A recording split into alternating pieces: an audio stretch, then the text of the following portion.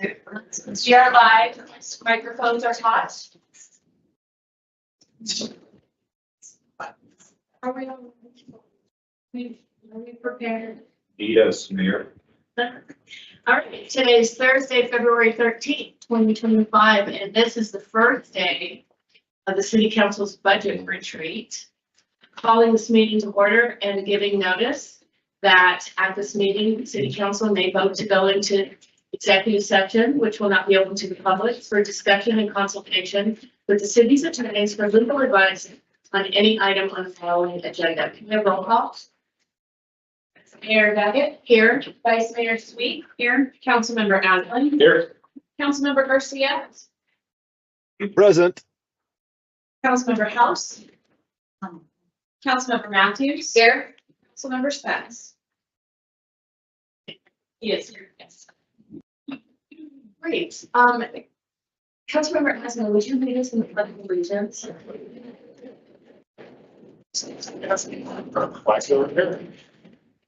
To the flag of the United States of America, and to the republic for which it stands, one nation, under God, indivisible, with liberty and justice for all. I will read our name here. The mission of the City of Flagstaff is to protect and enhance the quality of life for all. Vice Mayor, would you read the line acknowledgement? Thank you, Mayor. The Flagstaff City Council humbly acknowledges the ancestral homelands of this area's indigenous nations and original stewards. These lands, still inhabited by native descendants, border mountains sacred to indigenous people. We honor them, their legacies, their traditions, and their continued contributions. We celebrate their past, present, and future generations who will forever know this place as home. Thank you. All right, staff, Take it away. take it away.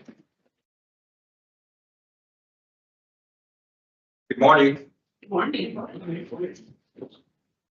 Chief Connolly, you look good. He's not in uniform today.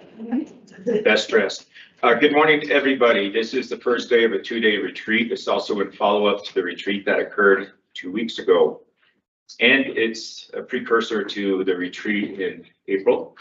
Well, actually, we have Capital Retreat in March, and then we're back at it in April. We'll be going through a timeline with Heidi in just a second. Greg Clifton, your city manager, want to welcome you here. Want to thank Rebecca and team for hosting this event. It's a wonderful venue. Restrooms are that away. We are providing, there's snacks and beverages in the back, and then lunch today for good.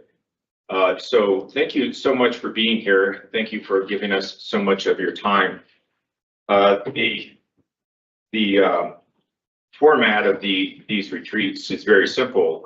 We keep it kind of informal. There's a lot of information that'll be spoken up here, but shared throughout as well. A lot of presenters today. I want to impress upon you all how busy the presenters have been getting prepared for this. A lot of work goes into these retreats. That's going to be evident today when we get into it. I mentioned that the last retreat a couple of weeks ago, and that was wonderful, by the way, and we will recap that this morning. But you know, we start out kind of in the big end of the fun. And as time marches on in this timeline that Heidi will walk you through, we get a little bit more into it, a little bit more specific. And that's the nature of the budget process. We have to start big. Last time we had a wonderful presentation with Kathy Novak, who came here from Colorado to talk about priority-based budgeting. We will recap on that. But that's real big stuff, and it's very important stuff because it sets the stage for the subsequent discussions that follow. So housekeeping matters. This is a similar setup to core services, which is, and thank you IT for the amazing job of getting the technology in the room. We go back a few years to how it used to be and compare it to how it is now, and it's just wonderful. We have big screens. We do have microphones. Stacy, what's the protocol on the microphones? Thanks, Greg. So the microphones are up here, so it's really important in terms of our streaming that the public may be watching is that we speak clearly, we speak not necessarily loudly, but project accordingly. Folks that are in the back, you will not be heard if you're trying to offer comments as part of the retreat. We may pick up some background noise if there's some chatting going on. If you have something that needs to be contributed to part of this retreat, you'll need to come forward just to make sure that we can get those messages streamed appropriately. Somewhere in proximity to this area. Right behind Mayor is probably Right good, there. along here, or along the sides. Thank you so much. And as has been the practice in past retreats, we are a little bit more informed. If there are questions or comments on the fly, we're good with that. Hey, guys, can you keep it down back there, Chief Gaylor? We received questions and comments on the fly.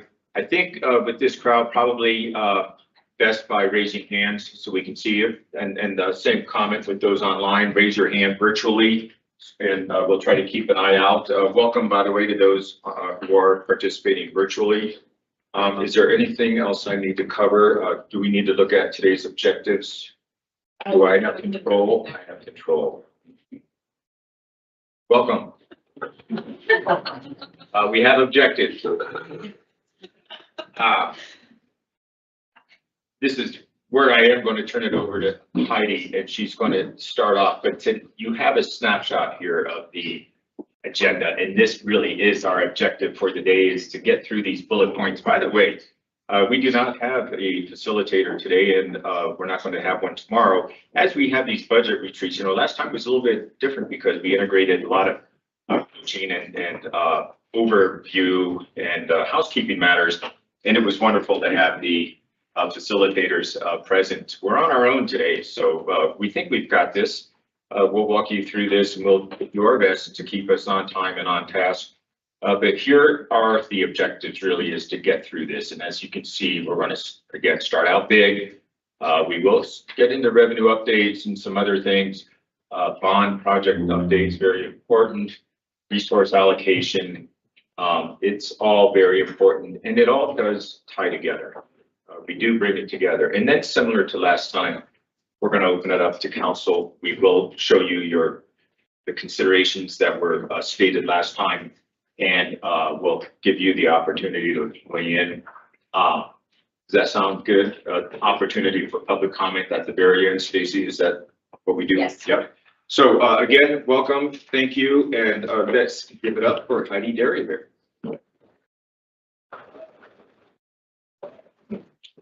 Thanks, Greg. Thank you.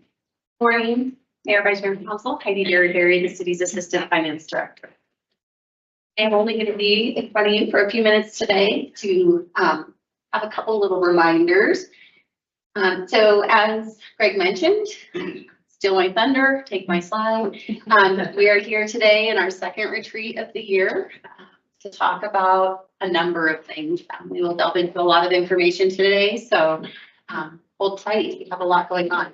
Again, we will meet in March for our capital improvement or CIP retreat, where we'll go really into depth a lot about the capital projects and what's going on in the city and in our planning. And then we'll be back before you again in April with the city manager's recommended budget. So the budget team is going to be busy, as well as all of the divisions.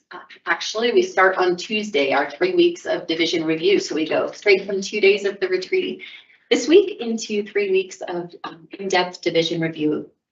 And then in June, it will be the tentative budget adoption, the final budget adoption, property tax hearing. And then, as mentioned before, July 1st will be the final read of the property tax adoption and the new year of the budget. Gonna just very briefly have a reminder on the color of money. You guys are going to hear a lot of information today from a lot of different groups, and just remembering the different kinds of funds we have, that we have restricted revenues in those funds, that we can't necessarily spend funds from one fund to another. So just a very high level recap, remembering you have the general fund, which is kind of the everything bucket that doesn't fall somewhere else. And then just reminders of our special revenue funds, our debt service funds, our enterprise funds, as well as our capital project funds. So just always remember to keep that in the back of your mind as we're having conversations throughout the day, today and tomorrow. The next area Unfortunately, John wasn't able to join us this morning. So I'm going to talk to us real briefly to remind us about our key community priorities. So another thing to remember as we're going through the next 2 days is most everything we're talking about is linking back to our key community priorities that council and the community have developed. So we will be looking through the lens of these as we look at our requests, the budget team over the next 3 weeks as we're reviewing all the requests that come forward. Remember that that's the lens we're looking through. And as all the divisions have done their input, that's kind of what how they've looked at it, because through PBB and Resource X, where they're inputting their requests, they all tie to the key community priorities and objectives. So just a reminder of that. Oops. I know this is small, but just a reminder, here's all the objectives for our 7 priorities. And then just our definition page. So just a brief recap of last, I know you just saw this 2 weeks ago, so we just wanted to put a quick reminder in there. So that's all I have for you guys this morning. And I'm going to hand it over to, is it you, Greg? Right. January budget retreat weeks. Again? Okay, thank you.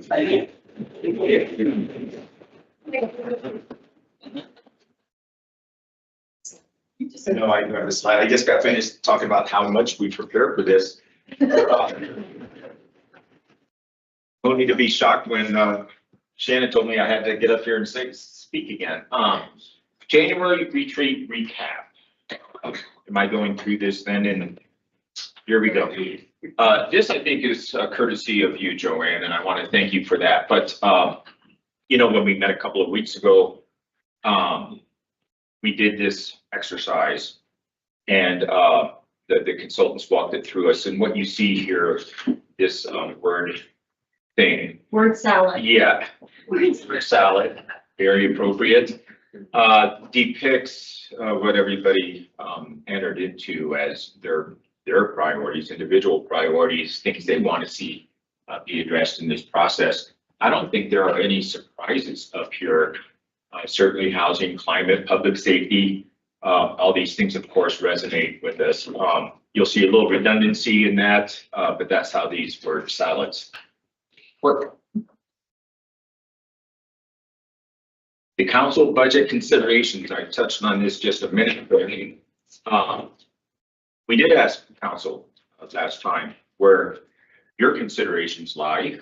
We'd like to hear from you throughout this process. There's a lot of information sharing here, but what's underlying a lot of this is where council feels it wants to see emphasis placed or special considerations. We were, of course, glad to see council or hear council articulate again that investing in our employees remains important. We agree with that. Over the last couple of years, we've talked a lot about challenges with our organization, and this is true of all employers throughout, but it certainly is true with our organization, and that is recruiting good employees and retaining the good employees that we have. Recruitment and retention remain challenges these days. We think there's progress. The numbers seem to bear that out, but we're not finished by any means. I don't know that we ever quite reach a finish line in that. It's an ongoing journey, making sure that our employees are properly recognized and compensated and challenged in this organization. We are a full service community in Flagstaff. We operate all the utilities except for power, and we operate our own airport and our own libraries, and the list goes on and on. To make it all work is a large body of incredibly talented employees. Glad to see that consideration. You'll be hearing more about that today and in the future. Competitive salaries could be considered a subset of that. But a reminder, and we'll talk more about this, don't need to be stealing anybody's thunder, but we are heading toward making really good progress in achieving the goal of being market competitive. That journey started a few years ago. We've been making adjustments each year, and we're making progress. It all ties together, as I mentioned. When we see ourselves being competitive in the marketplace, we then start seeing ourselves recruit better and retain our employees in a more meaningful way. Years past, we've rolled out some numbers that were a little bit not shocking, but certainly attention getting in terms of our vacancy rate and so on throughout the organization. But again, anecdotally and a little bit of data to back it up, we are seeing progress. Core services, equipment, and staff, always important. What lies at the heart of what we do are core services, public safety, mental health, very important. Fire resources, including wildland fire. Probably could put an exclamation point next to this one. That has always been a concern in this community, and glad to hear council identify it as a consideration. The exclamation point, of course, comes with what we now know and what we have seen in recent history on this topic, notably the large catastrophic events in Southern California, but also exacerbated locally by what we're experiencing weather-wise.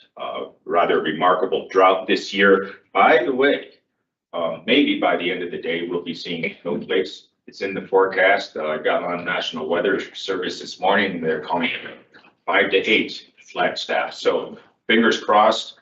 Lord knows we need it, and hopefully we'll see it. Housing support to execute all the programs that we have in place. Of course, climate and the FireWise program, and an emerging topic and a very important one, which is transformation downtown, and specifically what we can do to continue to enhance our downtown environment. And there's some good things happening there. A lot of discussion. Council's aware of this. Childcare and early childhood education remain a very important topic. Infrastructure maintenance and improvements. You'll hear a lot at the upcoming capital improvements project or retreat on this. We have a lot of projects in the works, new projects, but right along with that is the maintenance of existing projects as well, and those that are coming online. City-owned land for housing. Most recent meeting we had internally on this was yesterday, pretty exciting. And then additionally purchasing land for housing. Phew, that's a lot, and they're all very important, and we thank you for weighing in on that. And as mentioned last time, it's not an exhaustive list, and it's not end of the discussion, but it's good to have that to guide us moving forward. I've talked enough. We have, Rick, this is your gig, right? The revenue update. This is so much in your alley. Let's welcome Rick Tatter.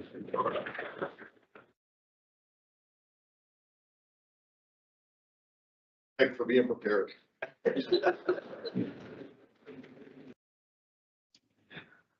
Yeah, it's a lot of work. I also want to go back to these and show you how your conversation at the end of last retreat really aligns to those community priorities. And that's what we try to also outline here is what you're saying may not just hit one of those community priorities, council priorities, it hits multiple priorities. So what we're talking about, there's similar things to what we put into our priority-based budgeting program. So kudos, and it's great that we're aligning those thoughts as we go. So I'm going to go through a revenue update for you. These numbers are basically based on December and last year's numbers and figures. So give me an update where we stand and where we're projecting to be for this year. The first area I'm going to discuss is areas in our general fund, and our general fund is our largest operating fund. So we usually take a lot of focus in this area and talk about the revenues and expenses that we apply here. There's a mixed news as far as revenues when we're talking about general fund revenues that we'll share. The operating budget revenues for the general fund is about $83 million. And as I go through these slides, you'll see that I'm representing about, do I have it up there?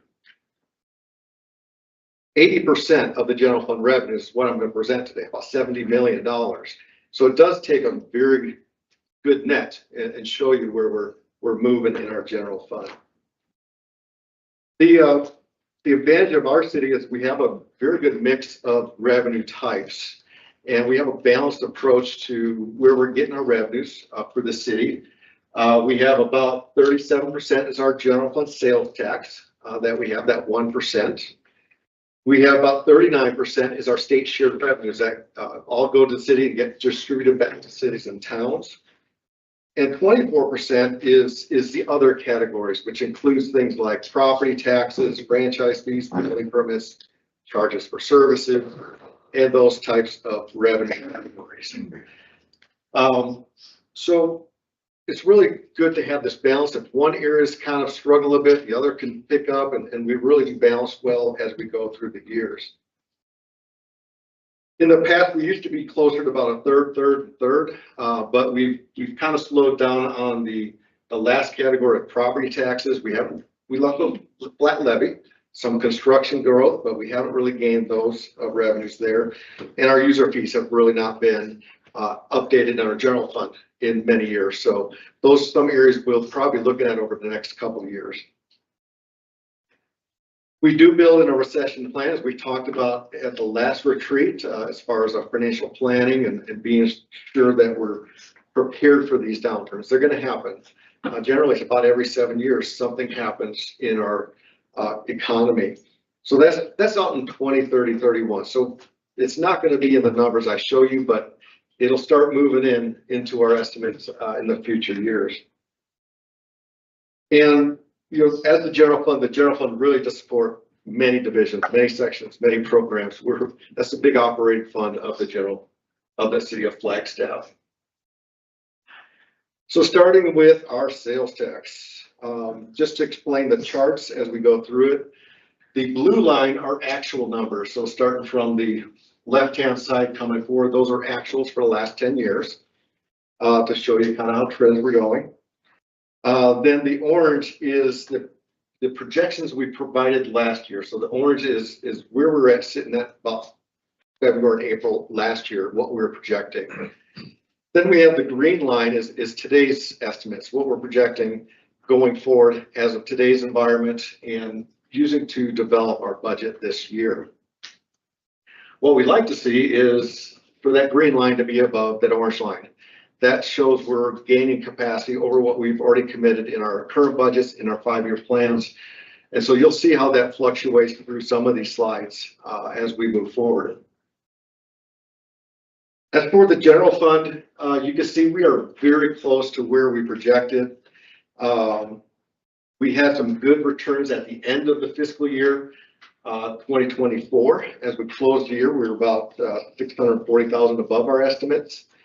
And as we started looking at these projections, they started to get a little bit closer. And currently we're looking at about gaining $150,000. So those are what we consider one-time revenues, because those are not available in those projections going forward. You can't add $600,000 go forward.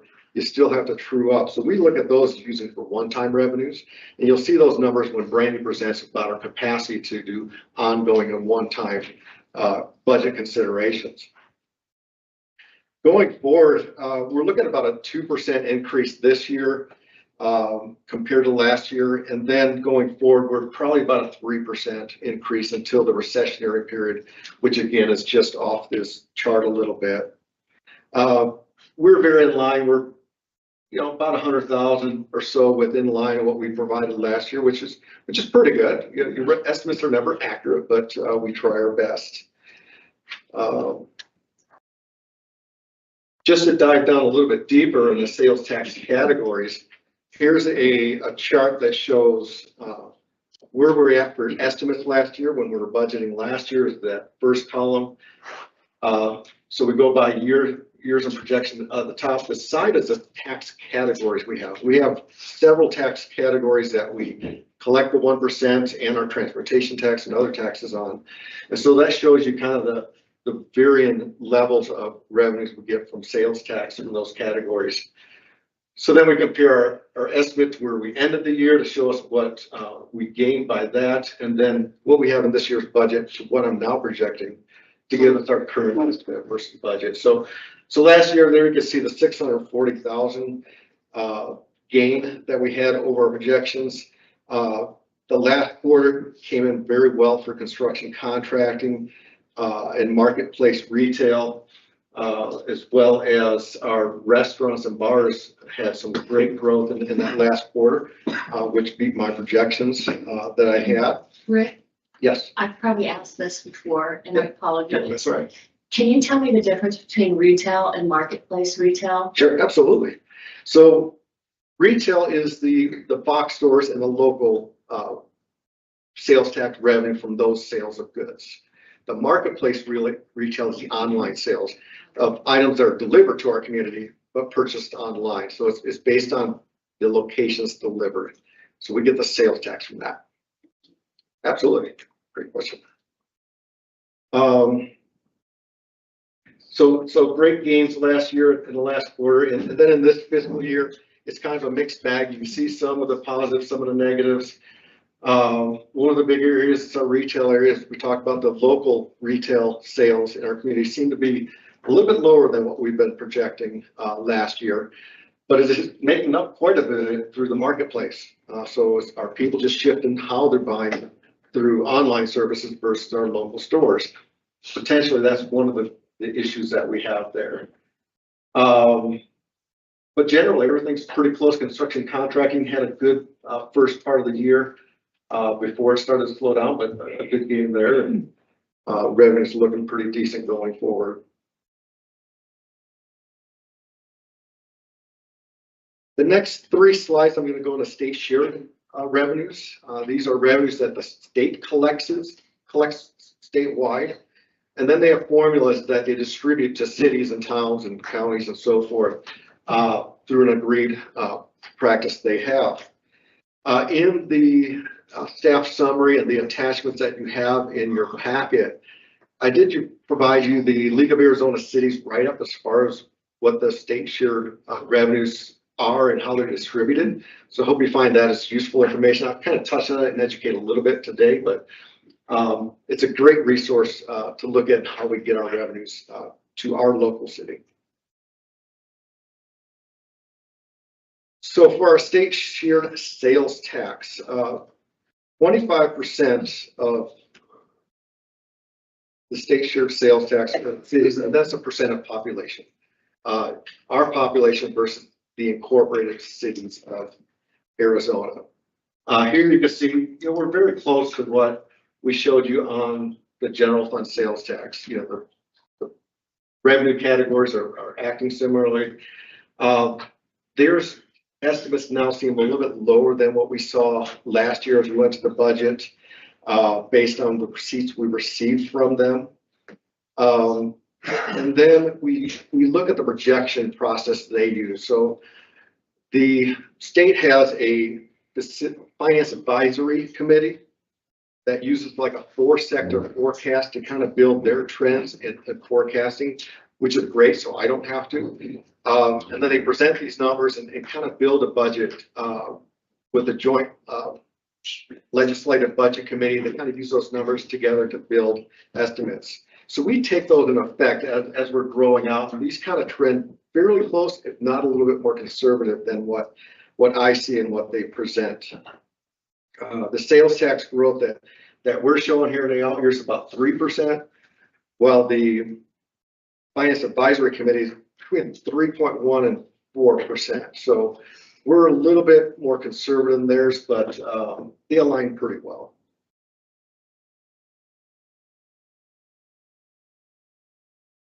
All right, the green's back above the orange. This is a good thing.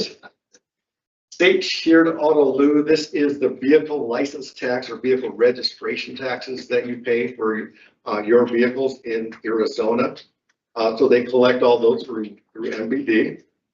And this is really in lieu of a traditional property tax or personal property tax that the state has decided to go with.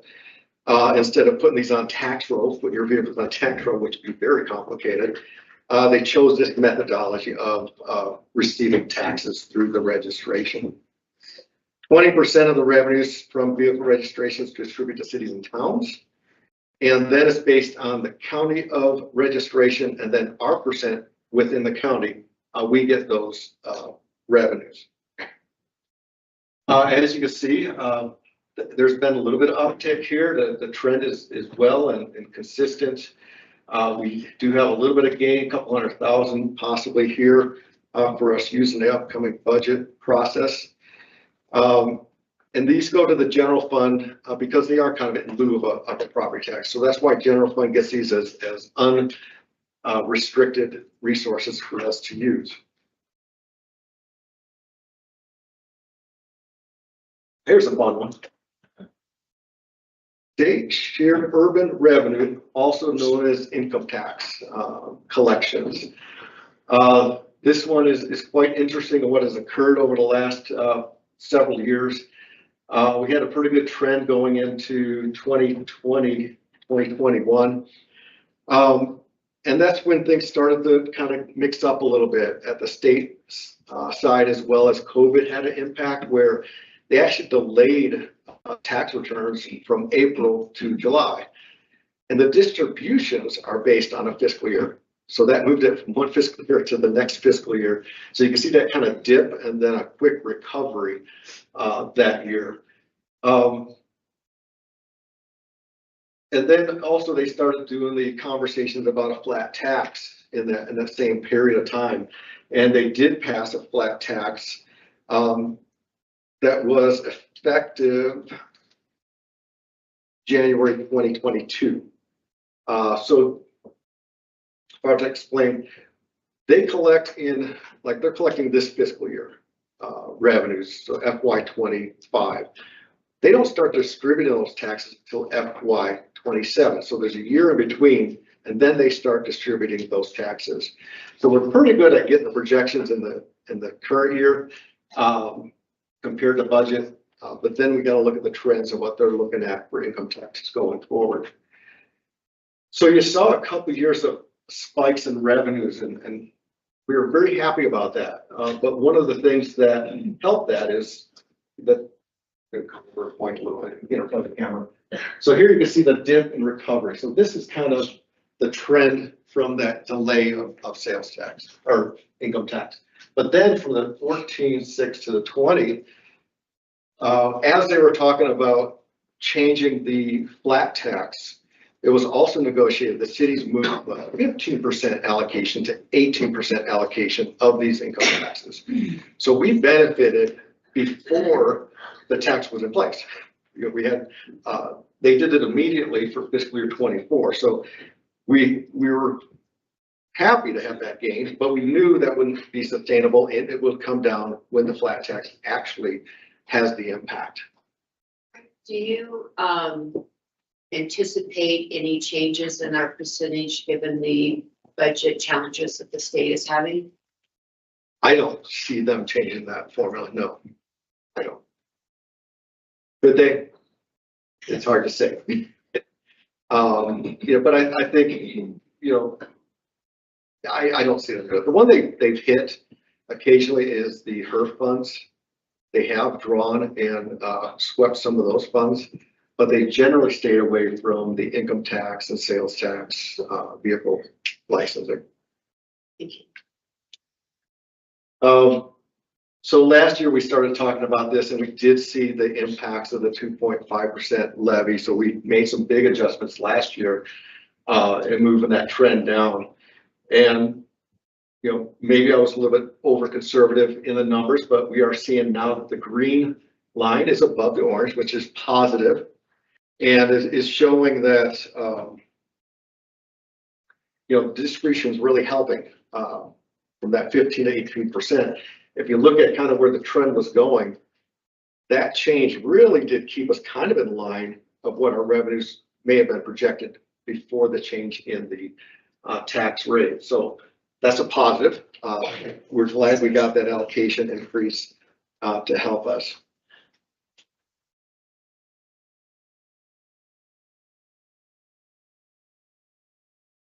The 2024 gain was about $3.4 million because of that change in that rate. And the change going forward, if we were still at the 15%, would have been about $2.5 million less than what we're getting now. So you can see that's a big change in numbers, having that extra 3% provided.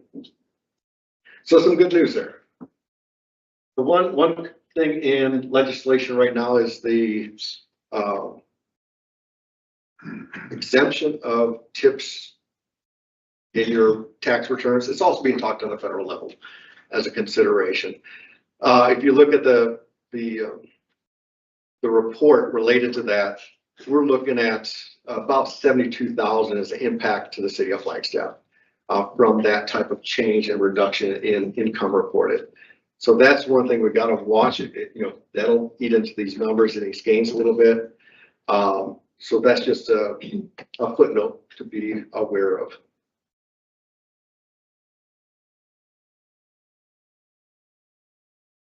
Another fun chart, building permits. Here we've seen some really good years over the last several. We hit $3 million 3-4 times out of the last 5. But there is that 1 year. You can see how it is variable year after year. It's not consistent, but it's depending on the market, depending on the builder, depending on when people want to pull their permits. So there is that little bit of volatility when we're looking at building permits. We saw a dip down to 1.7 million in 2023, but we did rebound very well in 24. This year to date versus the 3 million last year actuals in 2024, we're at about 20% below on the trends year over year. So I am, we can bump up what our baseline is, but I'm not sure we're going to get to that 3 million this year. I'm projecting at about 2.5. The 10-year average on building permits is about 2.4 million. And the 20 years average is about 2.1 million. So you can see over time, where we put our baseline is maybe a little bit lower than that baseline, but we just want to make sure these are achievable revenues. As we talked about our financial policies, we want to be achievable revenues and making sure we can have revenues available for ongoing resources in our general fund. So we put our projection, we bumped it up a little bit to 2.1 going forward. And we expect that we could meet those, but again, we could fall behind and above over time. The gains that we receive from building permits are very helpful in providing one-time funding in our general fund, which we do rely on quite a bit. Vehicles, equipment, computer equipment. There's a lot of one-time needs also that we look for and like to fund on an annual basis. So here's one of those resources that we use when it gets above that orange line. Going forward. Yes. Really a comment, but what's interesting in this, the graphics depicts this quite well, is how building permit revenues helped us out during COVID. Good point. Yeah. Yeah, good point. It didn't slow down during COVID. We didn't slow down our project. We just kept that construction going. Good point. And now a boring one. Exciting wasn't it a boring one? This one's pretty quick. Franchise fees, these are collected from cable, natural gas, telecom, and electric providers in our community. They pay a franchise fee for using our right-of-ways. These are fairly consistent in the city of Flagstaff. We saw a little bit dip a couple of years ago, but rebounding. The trend seems fairly good on these, a little bit above what I was projecting last year. One of the variables that we have to watch each year is weather is kind of impacts these types of cold winters. There's more electric, more natural gas uses, and those gain. On the other side, the telecommunications side and the cable side, people are changing the ways that they stream and have television services. So that has kind of a leveling impact as we grow. Maybe in our electric, we have a balancing consideration, but overall they kind of work out pretty well together. having a few different sources of franchise fees. So there are a couple of gains here that we can get. Somebody's calling me. You're done, get off. She wants you to know you only have 10 minutes left. Much time. Phone a friend. No, you're good. You're keeping a good pace. All right, so those are the general fund revenues that we have. Now we'll go into a couple other areas of our major revenues. First is our highway user revenue fund. This is where our gas tax comes into the city of Flagstaff. Cities and towns get about 27.5% distribution from the collections in the HIP fund at the state.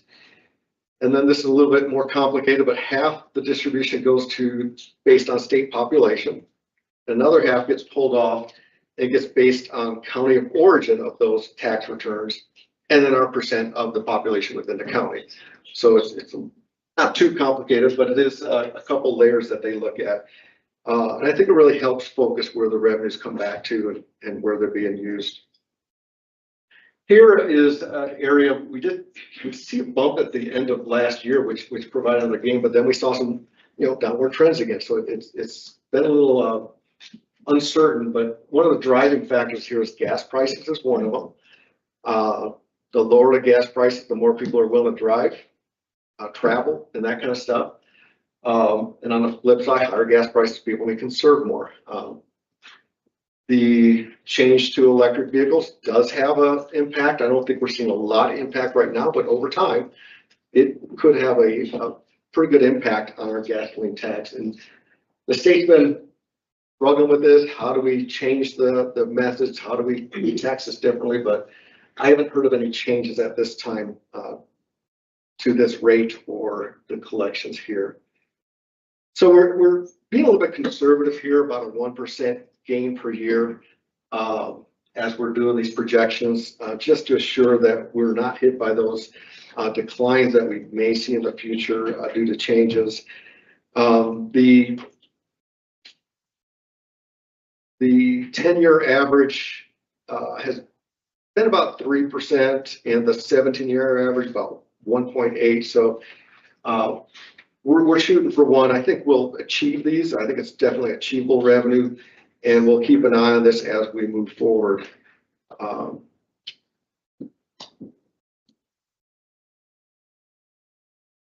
Right. Transportation taxes.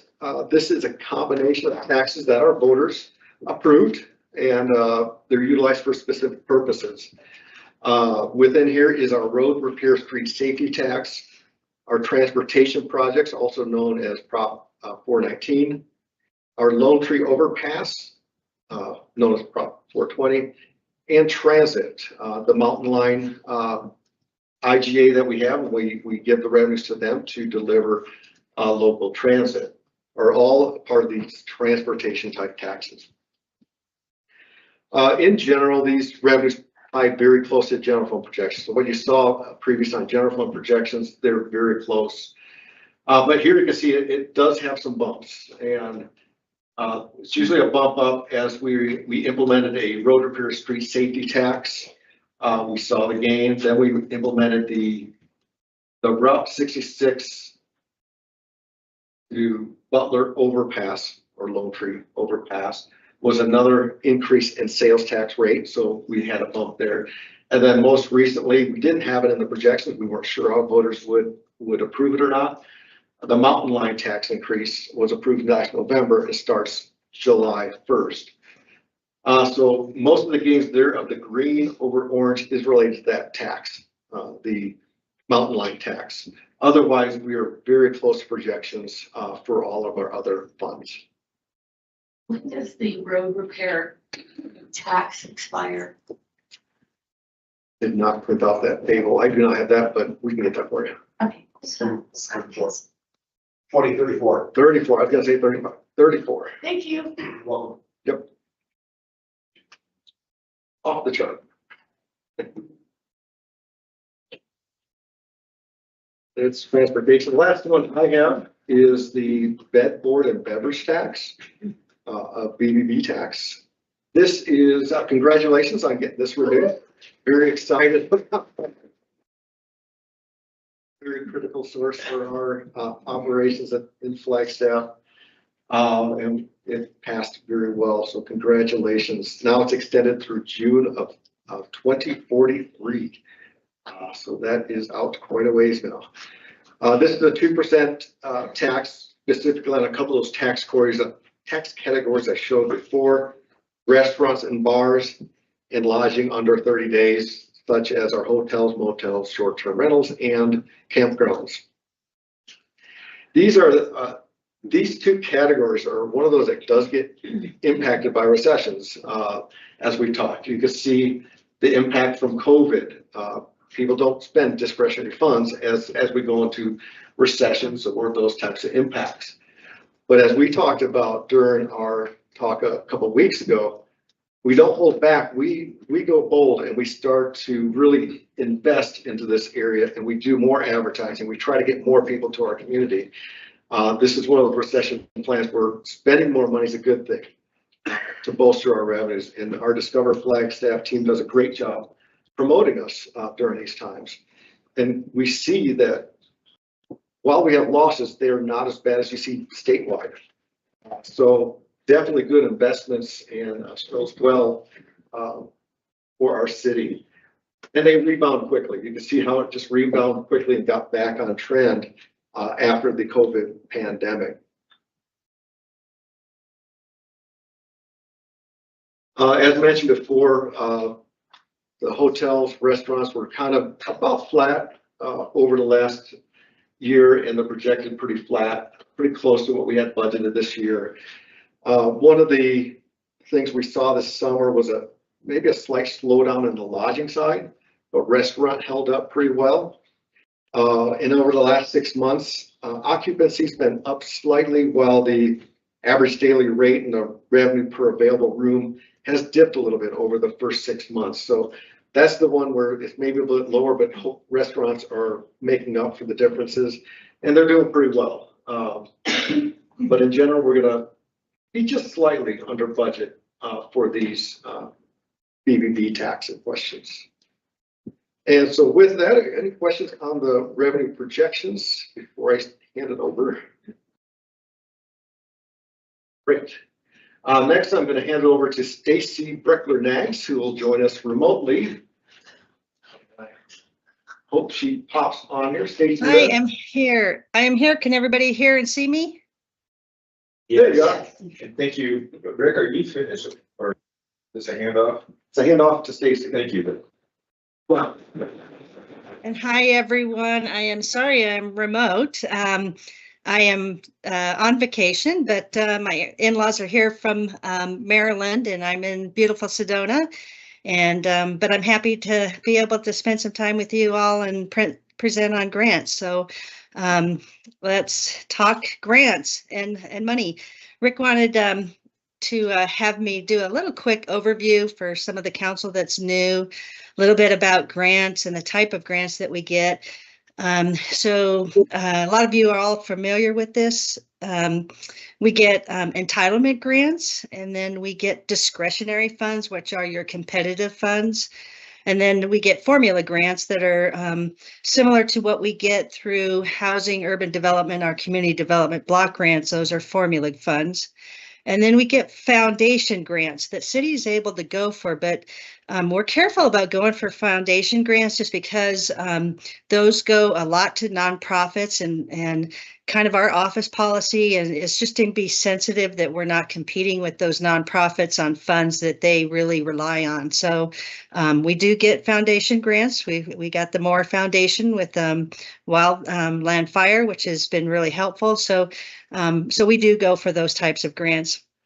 And then we have state only, and then appropriations. Sometimes we'll get like a state appropriation that we'll use for stormwater maintenance that we received a year or two ago. And then we get our congressionally directed spending that we go for every year. And we'll talk more a little bit about those. So that's a little bit on grants. I do want to mention the city has a gold star. We do every grant application, you have to go through an applicant review. That applicant review looks at your single audit. It looks at your history of grants and performance and financial performance. Are you spending the money for its intended purpose and doing right with as a good steward with those funds?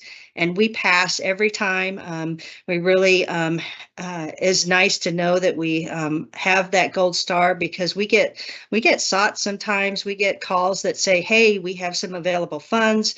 Would you guys be interested in applying? We have some, we can reallocate some money.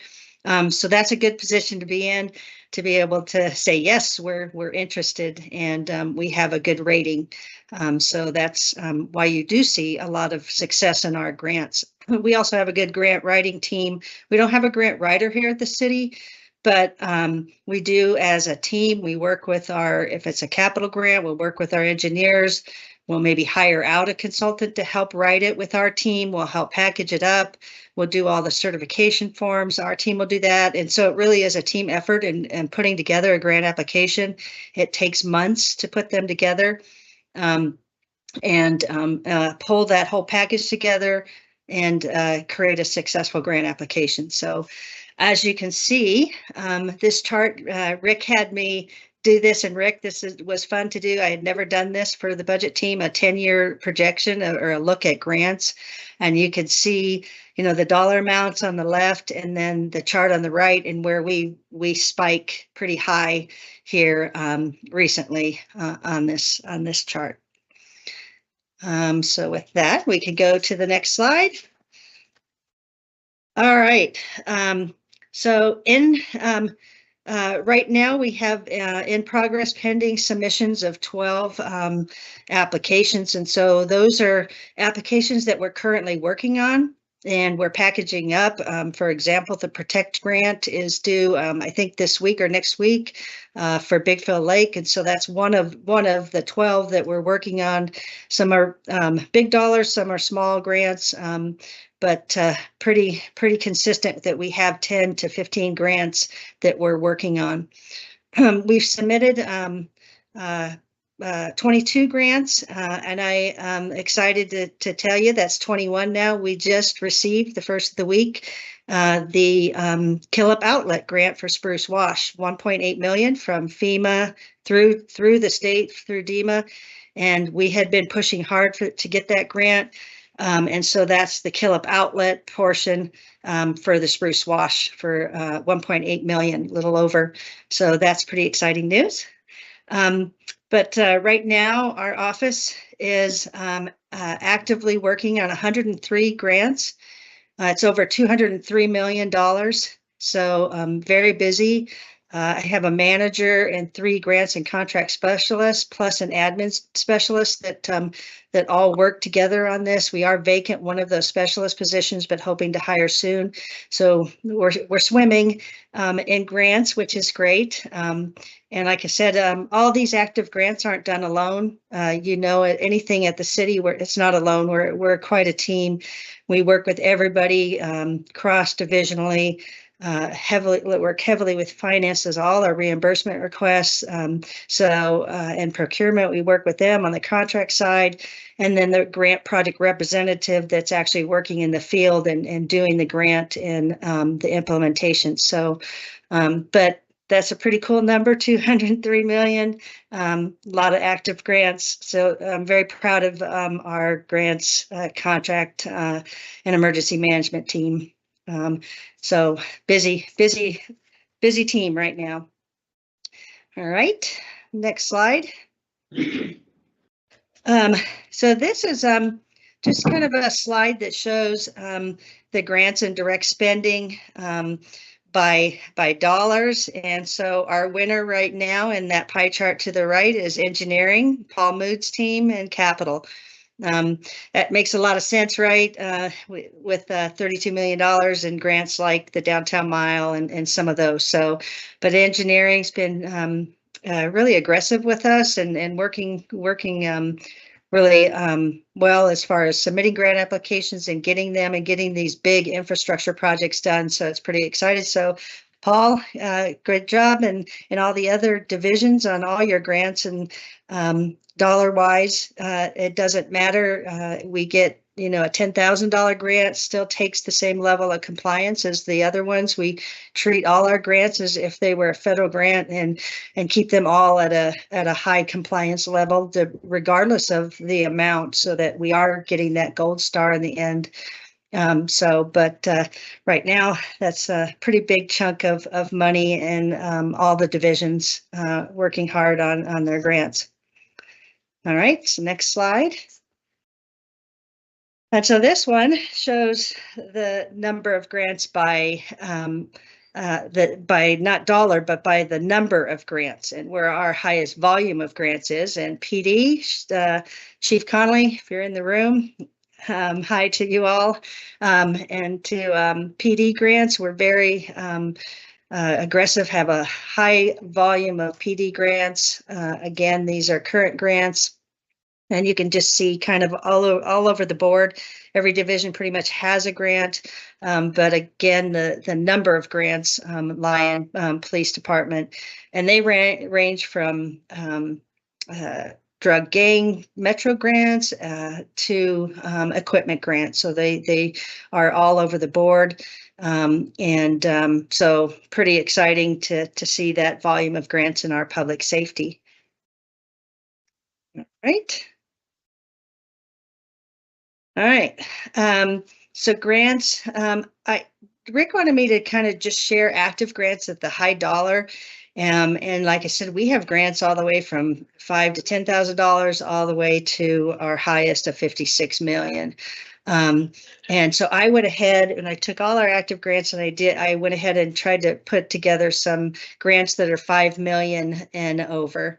The first one is the $56 million, and these are total project cost. So that means it's the federal share plus our match if we have a match. And so here's the Downtown Mile grant that Christine Cameron and her team and all of us are working on. This grant has not been obligated, and we're working really hard to get this on the council agenda. What I mean obligated by is meaning that we don't have a grant agreement signed yet. We were awarded the grant, but we had to go through NEPA, which is an environmental and design. So what's happening at the federal level now is we're seeing that they're having us go through any environmental stuff before they'll obligate the funding. So they give us the grant award. We go through NEPA, and once we get done with NEPA, then we'll go through and get council approval for the formal grant agreement. So we're excited to get this on council here in the next couple months. We're very close with finishing NEPA, and I think Christine will probably talk about it, the 5-year plan, but we're maybe 60% or more in design. So that's been taking a number of years to work on, and I'll let Capital speak when we get to their program or the 5-year plan. The next one is, and stop me if I'm going too fast or you have questions. So Federal Highway Administration, FHWA, Butler Avenue, 4th Street Safety Project, multimodal improvements, 29 million. Again, that is including it's the federal share plus the match. So it's the total project cost to get a project done. Next one, you all are very familiar with our through the Department of Fire and Forestry Management, the Interbasin Water Line. We'll be starting up in the spring and finishing. We just issued a substantial completion letter to them, and we're close to finishing this one, which is great. And to get this 100% funded, this 16.1 is 100%. We did receive a state award, and we've put in some other ones, but so far this project is receiving a lot of awards within the state, and hopefully a national award we'll be putting in for it. But this is an exciting one to get done, especially for our critical water source that is needed. So we'll finish that this next summer. And Mayor, I promised you a tour. We are going to get you a tour. We hope to do that. I'll get something on your calendar here this summer while we wrap up this project. And any other council member or anybody that wants to go before we end the project. The next one is our Safe Streets for All. This is exciting. This is also one that's a recent award for 12 million. Again, that includes the match. And then ARPA, we've been dealing with ARPA for a number of years. And on February 25th, I'm going to be coming to you with my team to give you an update on ARPA. We've obligated all the funding. We're almost done spending all the funding, which is great, ahead of time. And we'll talk more at the update, but I think we ended up with 130 plus businesses and agencies that we funded. And we'll talk more in February on an update on ARPA, but this one's a good one to finish up on ARPA.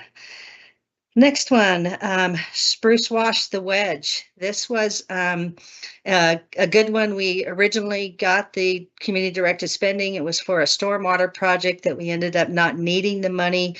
Bob Holmes is, as you know, is amazing as our federal lobbyist. Him and I and Neil and Ed and a team of us worked together to see if we could move this to another project. We were able to move it to the Wedge project for $7 million. And that was a 3.5 community directed spending and then a match, excuse me. So this is great because we really needed this to help with the Spruce Wash project. The next one, I talked earlier about appropriations that we sometimes get, state appropriations that we work through with our state lobbyists, which is also amazing. And we were able to get this 8.9 along with council support and get through SB 1720 appropriations for stormwater maintenance. So our office kind of tracks it with finance. We've used some of the money for match on the sediment basin. And so this has been very helpful for us to have this appropriations. And then last is the FRA, Federal Railroad Administration, the Amtrak station. This was the Chrissy grant, as you might also have heard reference. Again, 6.2 million. And that is total project cost. So this was great because in the downtown mile, they had cut out the train station as not an eligible activity. We went for a Chrissy grant and we're funded the Amtrak station. So we end up with multiple grants for this whole downtown mile project, but it's great to get this one. All right. Next is a little bit more on just some of the directed spending and some of the smart matches. And I put this in here because ADOT, the State Department of Transportation, has added what's called AZ Smart Match. And so if you get a grant, you can then apply to the state to get a match or to get 100% of the match so that you have no cost to the city. And so we were able to, once we got the Federal Railroad Administration grant for the downtown mile, we submitted a smart match and we got a portion. They couldn't fund the whole match because it was so high, but they were able to give us $3 million towards our match. And then on the Safe Streets for All, this one is that Butler Complete Street Conversion, and we applied for a smart match and they gave us 100% of our match. So basically we got a federal grant plus an ADOT smart match, and there is no cost to the city. It is covered now, our federal share plus the match with the AZ smart match. Next, we, excuse me, as you know, I'm not afraid to ask and dig pockets and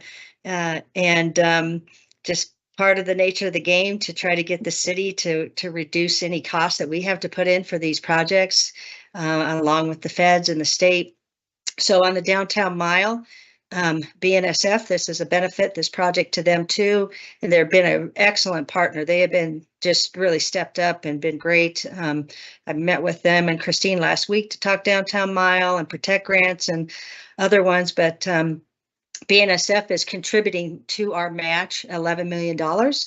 So that along with the $3 million reduces ours quite a bit for our match to the downtown mile. Next, I talked already a little bit about this. I didn't realize I had this on the other slide. This is the SB 1720, and that's that appropriations that we talked about for post-fire mitigation, detention basin operations, and drainage improvements that we used. Next is a WARDA grant, and Mayor, you worked with us on this with their office. They submitted a 2025 Water Resource Development Act. We submitted a grant for advanced wastewater treatment into the act, into the bill. And 2 weeks ago, I think it was, we received notice that it was in the bill and the bill passed. So we received $5 million for this advanced wastewater treatment. I have not received an award document yet. I have only received notice that the bill passed and that this amount was within the bill. So pretty exciting stuff. And then lastly, this is the FY 2025 congressionally directed spending. We're working on 26 right now. We have received money in 24. This is what we've submitted and received notice for 25. 1.2 million for the airport terminal expansion and drainage improvements. Amtrak platform. This one's we put in for a Chrissy grant, plus we put in for congressionally directed spending. And so we threw our, all our eggs in the basket, and we ended up receiving the Chrissy grant, and then we also got the congressionally directed spending. So we're working with Bob Holmes to see if we can maybe transfer this to La Plaza Vieja or another project that is an unfunded capital project. And so we'll work with the federal agency to see if we can still keep hold of this 3.8 million and transfer it to another critical project for the city. And then we've got a little bit towards the sustainable biocharge facility that we hope to receive this next year, but has been approved. And these congressionally directed spending, what they are is they go in, and Sarah Langley and her office and the city manager's office works on these with us. Is they go in, they get approved as a congressionally directed spending, and then they get turned over to the federal agency and become a grant. So we end up administering it just like we would any other grant agreement. They roll it into, whether it be the airport one will go under Federal Aviation Administration, will be handled like an airport improvement grant with all the grant compliances, so that it's assured that the funds are spent appropriately. I think that might be my last slide, Rick. Yeah, break or questions. I can't see everybody. It's hard to see everybody in the room, so. I want to give you a chance to grab a drink and take a break, because what you just was nothing short of remarkable. I want to back up to that really cool graphic showing the progression over time. One yeah, more. Isn't that thanks, Greg. That's a great slide. And yeah, if we can target there. Stacy and everybody, the graph on the right is remarkable.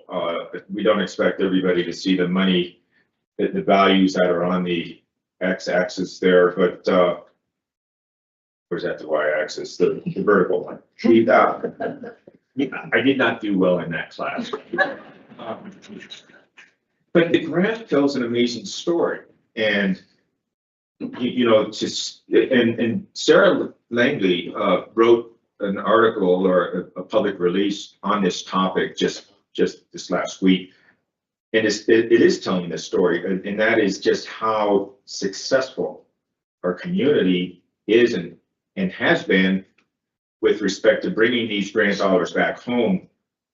Mostly, Fed, but also at the state level now. And I marvel at what has happened and what is happening. It's a significant part of our budget. It's helping us do projects we otherwise could not do. And for this community, that means a lot when we're talking about transportation and flood mitigation and forest health and all the other things that are so important to us. It is a remarkable story, and Stacy, you're at the helm of the administration of these grants and the follow through and earning that gold star that you referenced. And And what you and your team have done is equally remarkable. But I just think it's a wonderful story to share. Underlying all of it is our relationships with our congressional and state delegates through our lobbyists, but also through the efforts by staff and council to not just build those relationships, but to nurture them and keep them strong, because it really helps. Just 2 nights ago, council had a discussion about your direct appropriations at both the state and federal level for the upcoming fiscal year. And many of you will travel to Washington to help advance those causes. We see the results of that, and that is exactly what this graph depicts. Yes, we've been wonderfully successful on grants. We have been wonderfully successful on the direct appropriations coming from both the state and the federal. So good relationships. The other thing that Stacy talked about, underlying all of this, is the good partnerships. And we have forged many good partnerships regionally at the local level to help pursue these grants, whether it's through Metro Plan or Mountain Line, or working with Forest Service, working with the county, working with the Flood Control District. It goes on and on, but these partnerships, they really look attractive to the grantors and the funding agencies. And we're realizing that result as we see these numbers. So thanks for letting me give a little commentary on that, Stacy. If you were on stage, I think you would get an ovation on. I don't know. I'll tell you, and if I could just add to that, back in 90s, well, probably mid 90, 95, the council kind of made some really good decisions. They said, we really need to focus on grants. We really need a grants manager to really focus and start getting that bag of cash. I was ended up in that position, bounced around the city over the years. Actually, today is my 41 years at the city anniversary. So Wow. excited to be here with you all. But it was 5 million when I took it on, and it just, this graph shows, and it's not just my work and the teams, but just what's happened in the federal government that really was a good decision to go. And so now from 90s to 5 million to now, 30 million plus. Stacy, Councilmember Matthews, and then Councilmember Garcia have questions. Stacy, I was just curious of what you and your team do in all the idle time that you must have. Well, I'm hoping after this to go walk around Talakipaki, and I haven't had a little bit of vacation time, but yeah, they're really busy, and I appreciate that question. They're doing a great job. I have a grants manager and, like I said, 3 specialists. They're working very, very hard, spend a lot of compliance time. But again, it's a team effort. We have weekly meetings with the teams on all of our high dollar grants. And so lots of meetings and lots of tracking. Thank you. Councilmember Garcia? Congratulations on 41 years, Stacy. You've been Thank such you. an asset to the city. I'm only I had 30. I started when I was 12. I know. I had a question on the same slide. You see a lot of variance from year to year in expenditures. Is that a product of just timing of projects, basically? And then the second question is, you also see it grow from 2015 to 2024. Is that due to the size of grants that we're shooting for, or is it more of an inflationary reflection? And thanks for the question, because I think you're right on. A lot of this is because these are multi-year grants, and so it depends on if it's in design, and then all of a sudden we'll hit construction and we'll spend, a bunch of money, because this is based on our schedule of expenditure. So it'll start out slow. Typical grants, they'll be in that environmental, they'll be in the design, starts real slow, and then you'll start that construction. You'll see that spike of expenditures. And so that's probably what you're seeing is kind of some of that, how it's being implemented over the time. And then this last spike I think there was the bill money, the bipartisan infrastructure law that the president put out that really gave us an opportunity to go for a lot of Department of Transportation, high dollar projects. So that is that we're asking for more money, but there was more money put in the federal pot for us to go for. Hopefully that Thank you answered so the much. question. Good You're work. welcome. Thank you. And if I could just add, we don't really look at this as free money. I think this is more about bringing our taxpayer dollars back to our community, right? We all pay into the federal and state governments, and really this is really us making sure that we get back what our community members have put in. So it's definitely a valuable way to show that coming back around. But all this takes full team Flagstaff effort. It's not just one of us, it's a big effort for all of us, and you can see how busy we are. But thank you very much. Thank you, Stacy. You're welcome. Thank you all. Sorry I'm not there with you, but enjoy the retreat.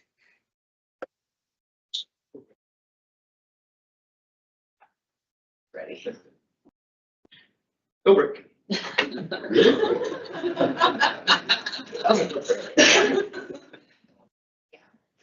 Rick's mayor.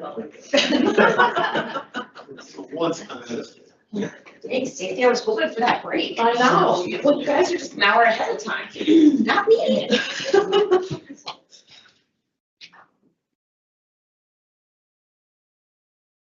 Good morning. Slides in the right order here. Good morning, Mayor and Council. Brady Suda, serving as the city's finance director. So the next part of this presentation is going to cover projected available resources and fixed costs for fiscal year 2025-26 budget, as well as an overall fiscal health of the other city funds. So first, starting out with pension contribution rates. So this slide shows a 7-year history of the city's pension rates for each of the different pension plans we have. So starting off with, we have Arizona State Retirement System, or ASRS. As you can see, Arizona State Retirement System has had a very stable rate over the last 7 years. And we are seeing a small decrease for the second year in a row in this rate, decreasing it by 0.27 to 12%. For our PSPRS, or our public safety personnel retirement systems, you can see a huge decline in our rates when the city issued our pension debt to finance our PSPRS unfunded liability. So in fiscal year, in August of 2020 is when we refinanced that debt. So you can see from fiscal year 2020 to 2021, a significant decline in that rate. For fiscal year 25-26, we see increased PSPRS rates for both our tier 1 and tier 2, as well as our tier 3 are decreasing. One is decreasing by 1.68% and the other one is 1.83%. This decrease is mainly due to being fully 100% funded again as part of our latest actuarial study. And then for 5-year PSPRS rates, both our tier 1 and tier 2, as well as our tier 3, are just decreasing very slightly at 0.07% and 0.2 for fiscal year 26. And then lastly, we have our elected officials retirement plan, or EORP. These contribution rates continue to be high due to a large unfunded balance and low funding percentage. The elected officials retirement plan is only funded at 41.6%.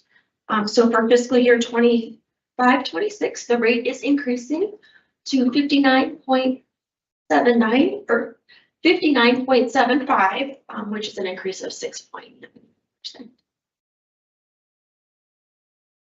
So how does those rates convert into or calculate into our contribution amounts that are in our budget?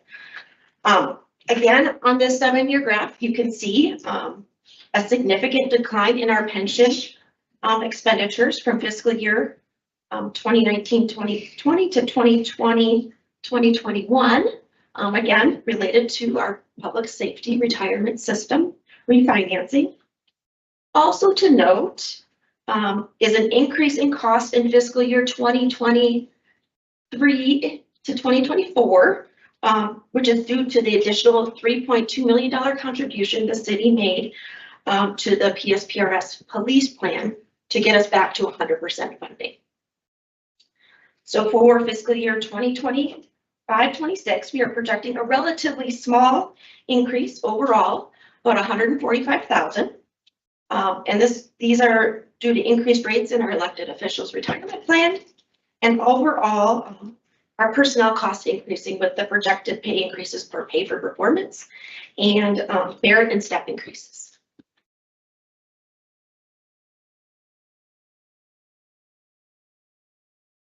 So and other fixed costs, these are a few expenditure categories that we are keeping a close eye on. As we are seeing costs outpace our budget across all of the city's funds. These include our gas and oil, our motor vehicle parts, and electricity. As you can see by the graph, our gas and oil does fluctuate depending on fuel prices. We saw a high point in fiscal year 22-23 at $1.9 million. And the cost did come down slightly in the last year in fiscal year 23-24, and we are projecting a small decrease, which is slightly less than the 25 budget, but we are projecting to be slightly over our 25 budget by approximately $20,000. And at this time, we're projecting a relatively flat for 26. For motor vehicle parts, this is one area where we've seen significant increases in cost. We've seen an 86% increase in the projection since fiscal year 2019-2020. We are currently projecting to be about $1.5 million over the budget in fiscal year 24-25, and a potential increase on that of about 3% in 25-26. Yeah. Is and I'm sure it's a mixture of both, but on the utilities, electric, is that the increase, is that more because we're going more electric, or what's the rates increase? It's probably a combination of both, but the 26 projection is related to the rate increase of approximately 7% that we're taking. How much is it increasing? 7%. Yeah, I don't know if Nicole has anything to add to that. She's probably, they monitor our electricity bills very closely, her team. Sustainability Director, and thank you for sharing the stage. In terms of our electrification goals, we haven't made a significant shift in that direction. So energy use or electric use is actually just growing. However, the good news, and if I may, yes, is as a result of our energy conservation project that we are just finalizing the closeout papers on, the APS rate increase, we did not feel the impacts of that because of the energy conservation measures that we actually put in place through that 2-year-long project. Thank you. So, yeah, lastly, in electricity, as you can see by the graph, we're seeing some steady increases year over year. We are projecting to be about $275,000 over budget in fiscal year 24-25, with a projection of a 7% increase in fiscal year 26.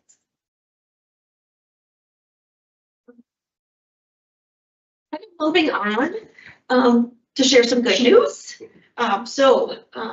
Here is our list of available resources, specifically focusing now on the general fund.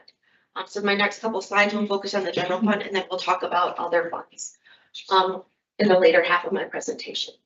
So looking at available resources, our actual revenues for fiscal year 24 exceeded expectations, due largely to sales tax, building permits, and investment earnings, providing $2.75 million in one-time resources for the upcoming budget. Also, in the general fund overall, we experienced actual expenditure savings in fiscal year 24 of $4.1 million. This is mainly due to staffing vacancy savings as well as some contractual commodity savings throughout the divisions and sections within the general fund. Based on our latest projections as presented by Rick earlier, we have some strong revenue growth again, also in investment earnings. We are expecting to exceed budgeted revenues in fiscal year 2025 by $2.44 million, creating this additional resource in revenue categories that we do not necessarily anticipate we can maintain at that level, right? So there's some revenues, right, like building permits that we're talking about earlier, investment earnings where we know the rates are high now, but we can't anticipate that we're going to continue to have interest rates at that rate. We expect them to decline as maybe the Fed's reduced rates. So we have $2.44 million in those revenues available. And then also for those revenues there, we do see ongoing growth, specifically related to their state shared income taxes, as Rick shared, our sales tax, our franchise fees, our auto lieu, and many others. We are anticipating not only will we will exceed budget in fiscal year 25 of $1.9 million, but we think that's an ongoing resource that we will have available for ongoing needs of $1.9 million. So overall, very good news. In the end, we have total capacity within the general fund for the fiscal year 26 budget for budget reallocations of $11.19 million in one-time and $1.9 million in ongoing, as well as an option to increase our primary property tax by $910,000. So potentially giving us some additional ongoing resources should we choose. But we will be discussing this option in greater detail during tomorrow's presentation about balancing the needs. So we'll get into further details. Any questions about available resources? Okay.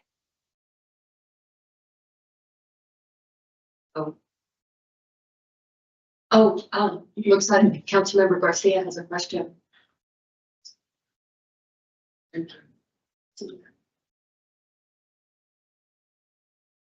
Councilmember Garcia? Yeah, I just had a quick question about when we have unfilled positions and we have that fund balance. Are we able to carry that over from year to year? Because I'm just trying to wrap my head around how that would balance out when we finally fill that position and while we're just holding that money for that position. If that makes sense. It does. So that's why we show it as available in one-time resources. We don't count on that vacancy savings to happen year over year. We're hoping we'll continue to improve our vacancy rate and be able to fill those positions. So we do reserve that money for those vacant positions in the ongoing budget so that it does not decrease anybody's budget. Does that make sense? Okay, that does make sense. Also, is that a part of funding that is able to collect interest on while it's sitting, or is it kind of placed in a different pot? It does collect interest. I will tell you, every single dollar of the city is collecting interest as we speak. So we ensure that, any savings we have, any money in our fund balance, whether it's our reserves or in any of these carriers, will continue to earn interest. Thank you. That makes me happy.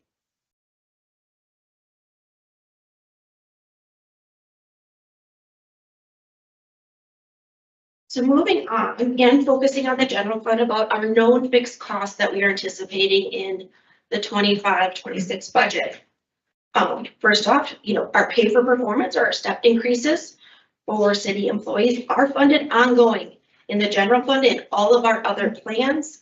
But just wanted to note that that cost is estimated at $2.1 million in the general fund, but it is funded. And that's just for the next fiscal year, but it is funded for Yes, every fiscal year going forward. that is correct. Yes, we have that built into our projections for expenditures, yes. Pension cost rates are expected to be cost neutral overall in the general fund. As you heard earlier, we had some that increased, some that decreased, but overall, that rate increase is net neutral. Medical insurance is expecting to increase 1.5%. And if we maintain the current cost share ratio, it would be at a cost of about $75,000 for the general fund. We are anticipating utility cost increases that will impact the general fund to the tune of approximately $192,000. This includes electricity, natural gas, and our municipal services bill, which includes our water, wastewater, and stormwater rate increases. In addition, while still unsure, we have been told we could see as much as a 15% increase in our liability and property insurance at a cost of approximately $180,000, and our workman's comp increase of approximately 3% or $50,000 to the general.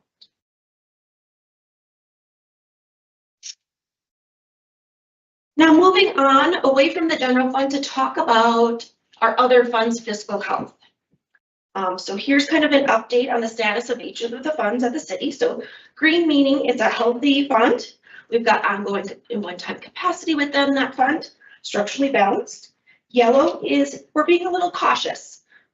Currently it's balanced, but we do see some potential long-term health outlook that's not as positive as we would like.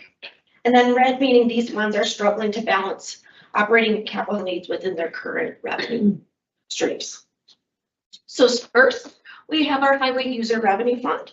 And while we are seeing some growth in this fund, in the long term, this revenue is slowly, is very slow, and our cost of staff and operations of our city streets is outpacing that growth. So something that will continue to need to look at. But right now they are balanced. Our transportation funds continues to see growth in this revenue to fund the numerous capital projects that are in this fund. However, we are seeing some increased cost in these project estimates that we will continue to monitor closely. The library fund is yellow. This is an improvement over red last year. So we did see the county did approve the library district tax rate to increase in fiscal year 2025. And this fund is balanced in the 5 years. However, we do see at times it does struggle to fund those increased operational needs and larger capital projects. Our BBB funds continue to see revenue growth to fund their operation and capital needs. So they're green. The Water Resource and Infrastructure Protection Fund, or as we commonly refer to it as RIP, is currently balanced, but we do see some potential long-term concerns as operational costs increase are outpacing the revenue growth in the out years within the 5-year plan. Our water, wastewater, and reclaim funds are green. Based on the approved 5-year of rate increases, these funds are operationally balanced and have the funding to complete many of their much needed capital projects. Stormwater, also with the previous approved rate increases, is a balanced fund. Solid waste is currently struggling to balance. They are red, currently struggling to balance their significant increases in operational cost. And we actually have a separate slide on them, so we'll get into a little more of the details of the challenges of that fund. Our Sustainability and Environmental Management Fund, or often referred to as SEMS, is green. It is a balanced fund with ongoing and one-time capacity. As we see revenue growth in this fund as the water services fund rate revenue growth, as this fee is based on a percentage of other municipal services fees. So as the water and wastewater and reclaimed and stormwater rates increase, this fee will also increase. So they have some good ongoing capacity. And then lastly, our airport fund. And while the airport has seen significant grant revenues to support the operations and address many of the deferred maintenance needs over the last 5 years, this grant revenue is coming to an end. And we see this fund struggling to fund increases in operations. They've seen some significant increases in operational costs at the airport within its current operating revenues. I also have an additional slide to talk about that fund in a little further detail.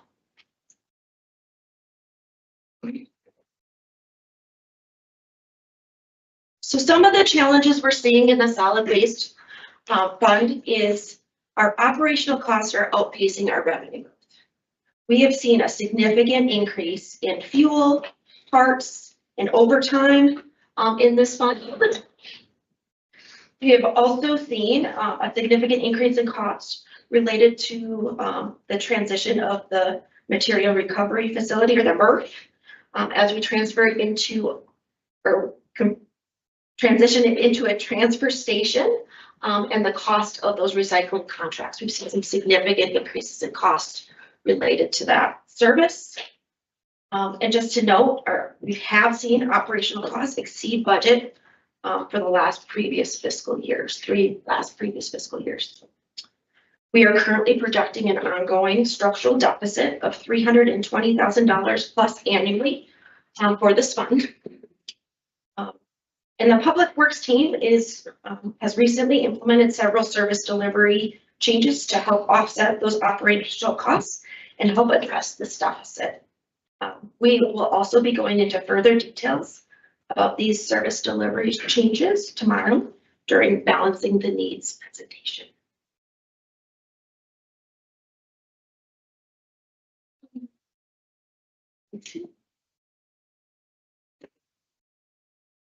We continue to see challenges within the airport. So just to note, starting in fiscal year 2025, the airport fund no longer became self-sufficient and needed a $200,000 annual support from the general fund to balance this fund. Some of those reasons that we're seeing this is operational costs are outpacing their revenue growth. Some areas specifically related to that is we're seeing paid parking is not generating as much revenue as we anticipated. Those projections were based on having 2 airlines. We currently have only 1 airline at our airport. We no longer collect commercial advertising revenues, which has an impact on this fund. We moved to Index B, requiring our staff to be 24/7 operation since fiscal year 2021, which has increased the cost of staffing significantly at the airport. We lost the TSA law enforcement officer reimbursement was discontinued during the last year. And then the maintenance costs of the runway continue to increase significantly. And we are really seeing some higher than expected costs related to maintaining the paving as well as the striping at the airport. In addition to the $200,000 currently that the general fund is helping support the airport, we are anticipating an additional ongoing structural deficit of $150,000 annually starting in fiscal year 2026. Currently, staff are working hard on getting that second airline back, as well as looking at airport revenue and analyzing it and evaluating opportunities for growth. So again, we will be discussing airport revenues in further details tomorrow during the Balancing the Needs presentation. And with that, I'll answer any questions. Hi, Brandon. I had a question earlier about solid waste. I didn't want to answer it in the back or ask it in the back of the room. I can't remember if this was addressed a couple weeks ago when we had this conversation, Scott. Are these challenges trending nationally? Or is this something specific to Flagstaff? I would say related to parts costs, the cost of operating capital, those are nationwide trends. We're seeing, cost, trucks that used to cost, 200,000 now costing $500,000. So those are some, but I would certainly turn it over to Scott to get into any more further details on that. No, thank you, Brandy, and thank you, Councilmember, for the question. I think we're going to talk more about it again tomorrow, as Brandy said, on those strategies, but regionally and nationally, I would agree, parts, fuel, trucks, staffing costs, competition for CDL drivers, that is pretty consistent across the industry. And then the big one with recycling recovery rates and rebates being down nationally since 2019, we certainly see impacts from larger commodity markets from the national and regional perspective that we are not immune to, same as other states. I could ask the same thing about the airport for comparable size cities.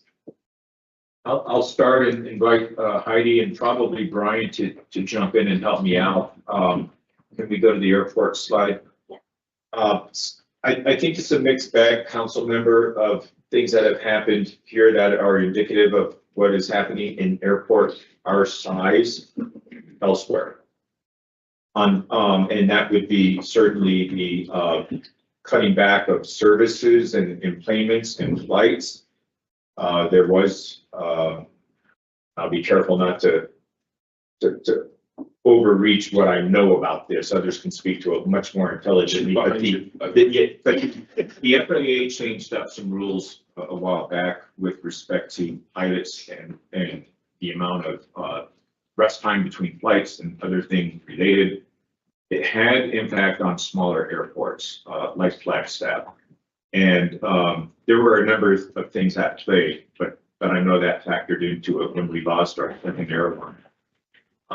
Things are rebounding in terms of that, and I know Heidi's team has been really busy trying to recruit an additional airline. But I think that is, again, something that was happening nationally. I think there's a lot of local impacts with our airport as well. So I think it's a mixed bag. Heidi, anything you want to add to that or correct? You're fine.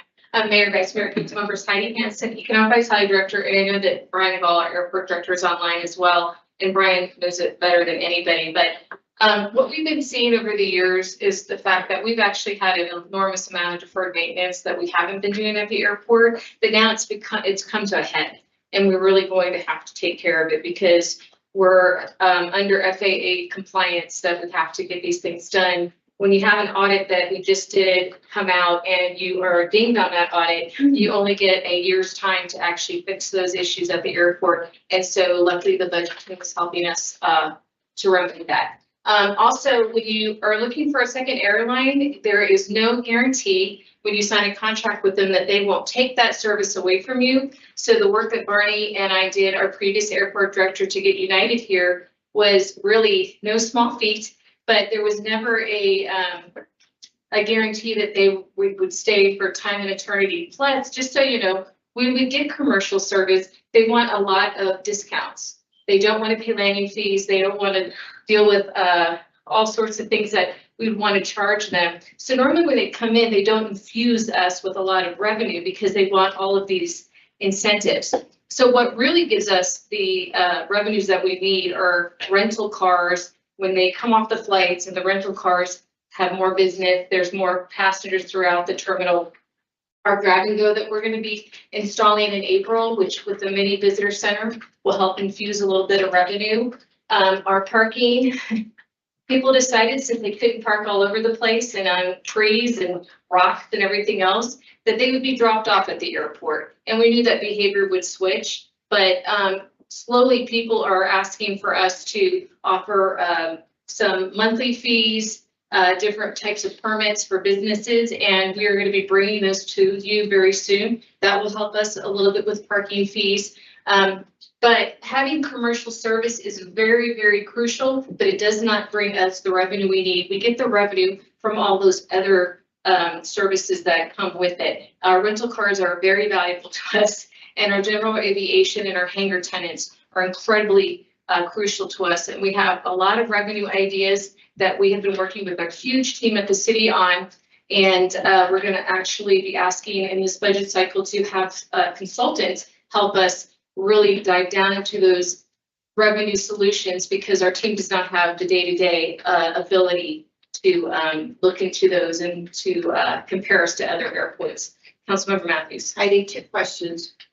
Can you explain just briefly, if that's possible, what the index B requiring 24/7 operation? You, and Brian will always correct me, when you have so many flights a day, you are required to have 2 ARF trucks available at any time if there is an incident. And so when we were at index A, that was okay. But now that we're index B, we definitely have to have the staffing, which means I believe we have 9 ARF, and having them here 24 hours makes sense, because really there's only a 4-hour gap through the whole day that we don't actually have to worry about a plane or a general aviation plane, that type of thing. And then my second question is, I've heard this numerous times, that the demand is much greater than the supply in our hangars in the FBO. Is that something that the city is looking at acquiring more land for, or is that through the FBO?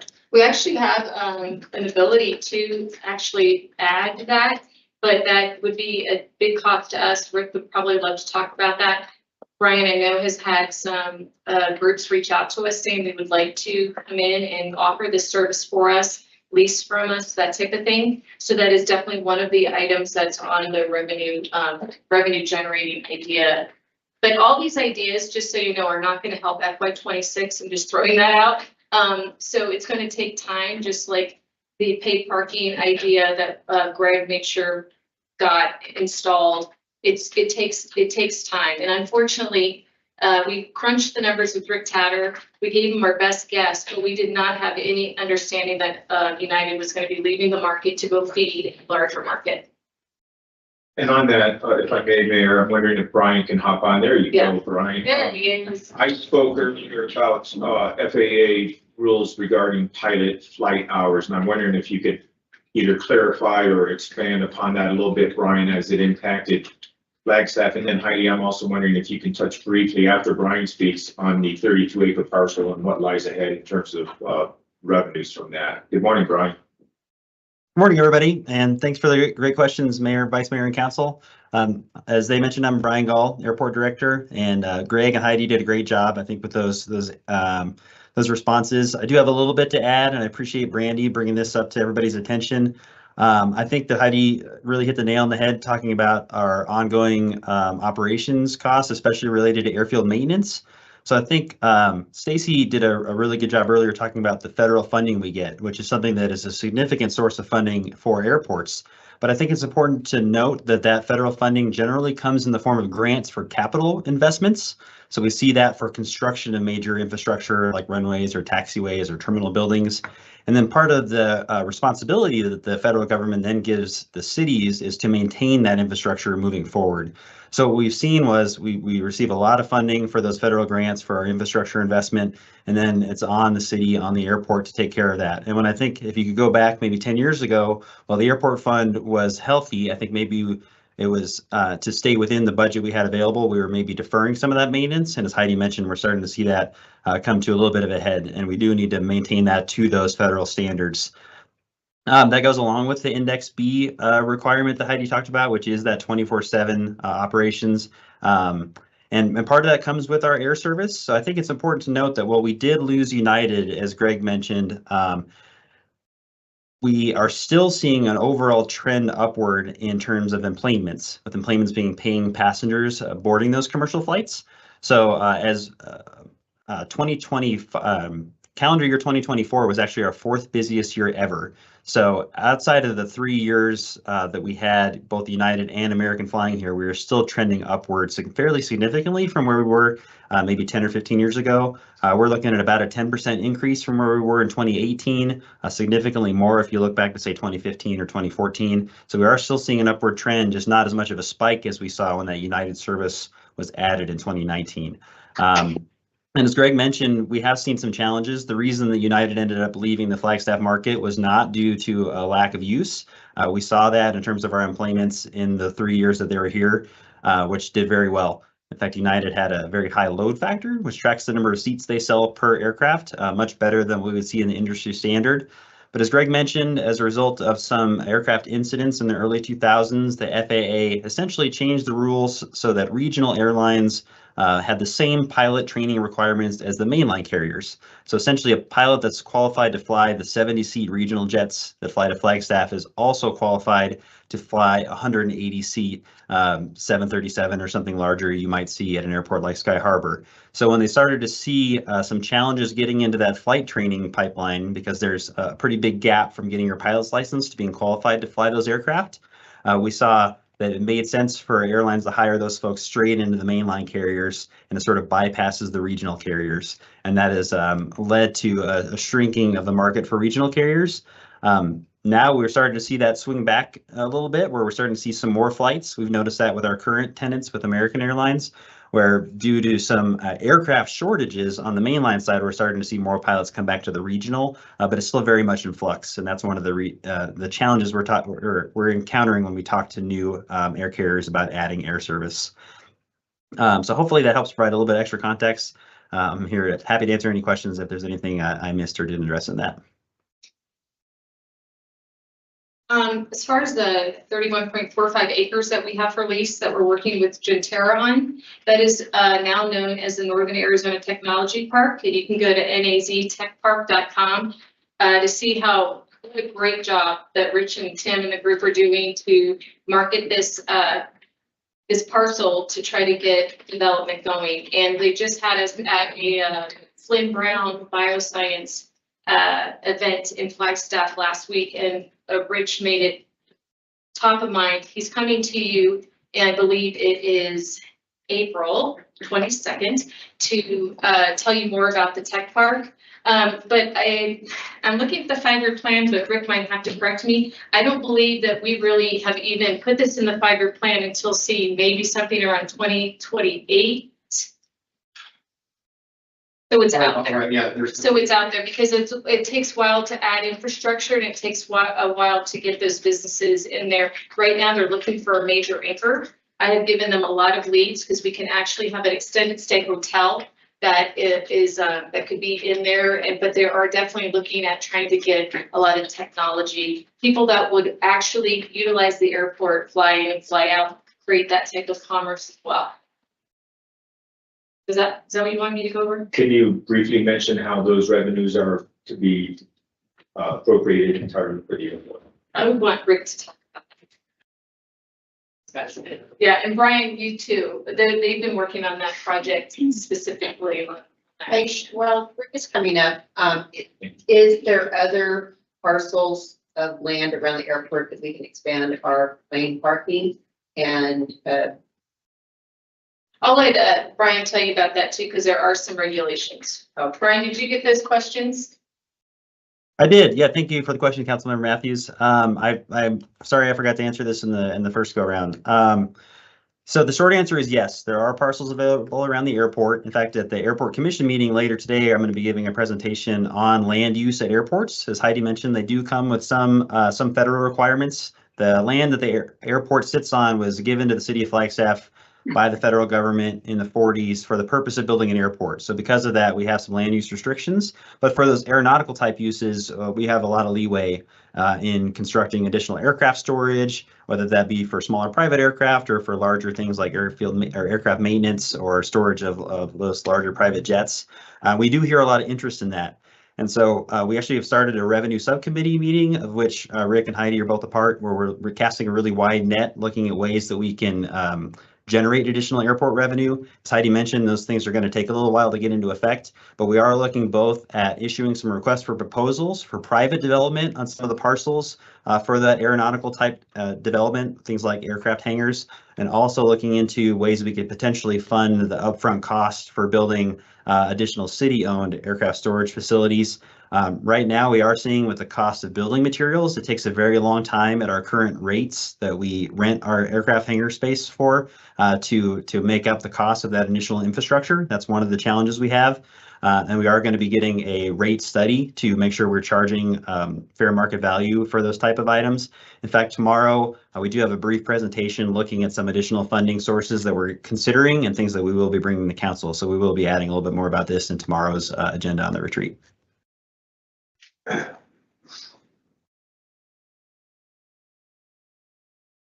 I guess going back to what Greg was asking about, as far as the Gentira contract agreement that we had, we deferred and maybe reduced a little bit rents and lease rates for the first 5 years to give them the opportunity to grow their business and get tenants and anchor businesses there. But starting in year 5 is when they start bringing revenues to our airport, and they'll also pay back that deferred period. And there's an annual increase, a CPI increase to those. So that's all building up, and we'll start 5 years after we sign that lease.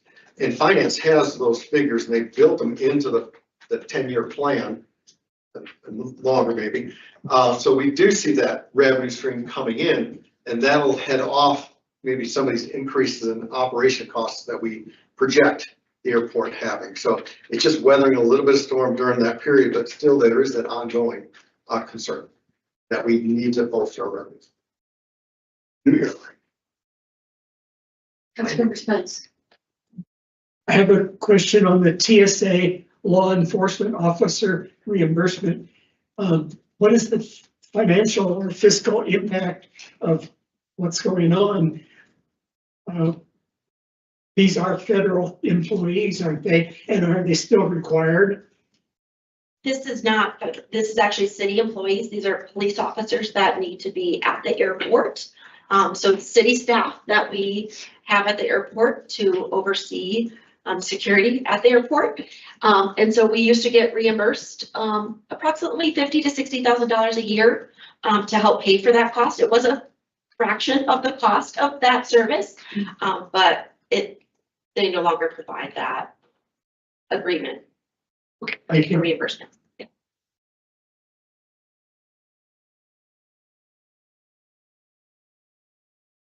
Thank you. Thanks. Thank you, Brandy.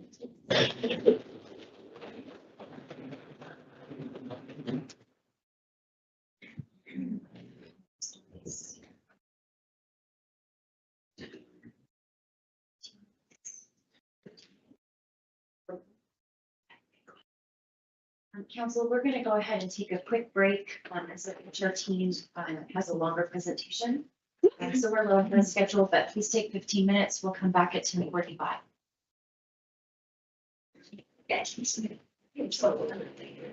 I'm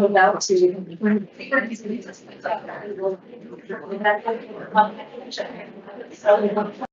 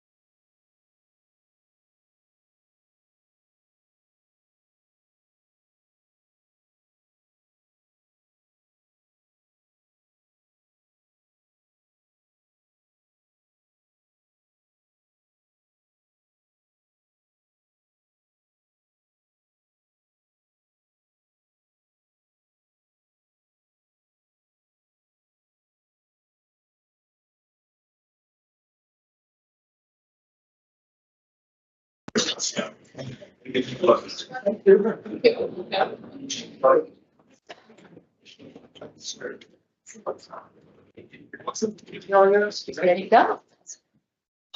Fantastic. Well, everyone, I am Corey Vogt, and I am your Division Director of Human Resources and Risk Management. And I am very excited today to talk about all the wonderful things we do at the City of Flagstaff to invest in our employees. And so joining me today, I have Sarah Sorn. We're going to kind of tag team this presentation because she is our expert on classification, compensation, and recruitment. We also have joining us online, Sarah Statchett. She is also one of our experts on classification and compensation, as well as Cindy Perger, and she's our expert on benefits. And so we kind of talk about investing in our employees. And when we think about how do we invest in our employees, there's a number of ways that we do that. The City of Flagstaff does a lot of very exciting and amazing things in doing so. When we talk about our division in Human Resources and Risk Management, our primary focus is on that employee experience. We want to offer that service excellence, that support that's needed, and we are a combined Human Resources and Risk Management division, so we do have an element of safety. We do oversee things like workman's comp and safety trainings. As this combined group, and this great picture is the team building event that we had this past fall. This is most of our team that we have right now, absent of a few of our online people that assist us. We work to empower your employees as well as your leadership, and we work with a number of groups in order to do that. Some of those groups that we work with are the Employee Advisory Committee, your City Manager's Office. We might work with your Awards Committee. We might work with your Class and Comp Advisory Board. So a lot of the things that we support and serve the City of Flagstaff from the employee standpoint is working with a lot of you as division leaders, as well as those groups that we work with. And so we're going to touch today on some of the benefits, some of the total rewards. We're going to talk about how we try to attract and as well as retain the talent that's out there. And part of that is going to be classification, compensation, recruitment efforts, as well as benefits and total rewards. So we have some experts in the room as well that we might call on that have worked heavily in, say, the Employee Advisory Committee with focus on maybe benefits in past and in present. Our first slide here talks about our general fund benefits. Now, these are projected costs, and I'm going to talk a little bit about where our benefits sort of come from. So we are part of the Northern Arizona Public Employees Benefits Trust. We do have an administrator of that trust called Risk Program Administrators, or RPA, and they have started with us just this year. With the Northern Arizona Public Employees Benefit Trust, there are 7 entities that are involved in that trust. And of those 7, 4 of us have enough employees. Our employee count is high enough that we are given the title of trustee, which means we have a vote. And so the City of Flagstaff is one of those trustees, and I am your person that goes to those meetings and gets to vote on behalf of those benefit offerings. The other entities that are involved are Mountain Line, Flagstaff Unified School District, Coconino Community College. And so we have a number of our fellow agencies that are also part of this trust. When we talk about our general fund benefit projected offerings, we heard from the people, what did we want to do on behalf of the city? In other words, how am I delegated to vote? So when we talked about that, we wanted to keep the cost to the employee as low as we could. This was guidance and advice from EAC, and we tried to keep that minimal. When we look at some of these projected increases, and we're looking at some of this language here, we really wanted to keep it affordable for the employee. That again is how we are trying to invest in our employees. And so when we are looking at national averages, people are hearing 13%, medical increases and things like that in the media. We did not want to go that route. And so we had a small opportunity here to keep that very affordable, buy down that rate. And we are looking at a 1.5% increase only, where other places are looking at very substantial increases. So to kind of talk about what the trust approved. As trustees, we said, this is what we want. This is how we're going to vote. Now RPA, see what you can do for us. So that's why we use this language of projected.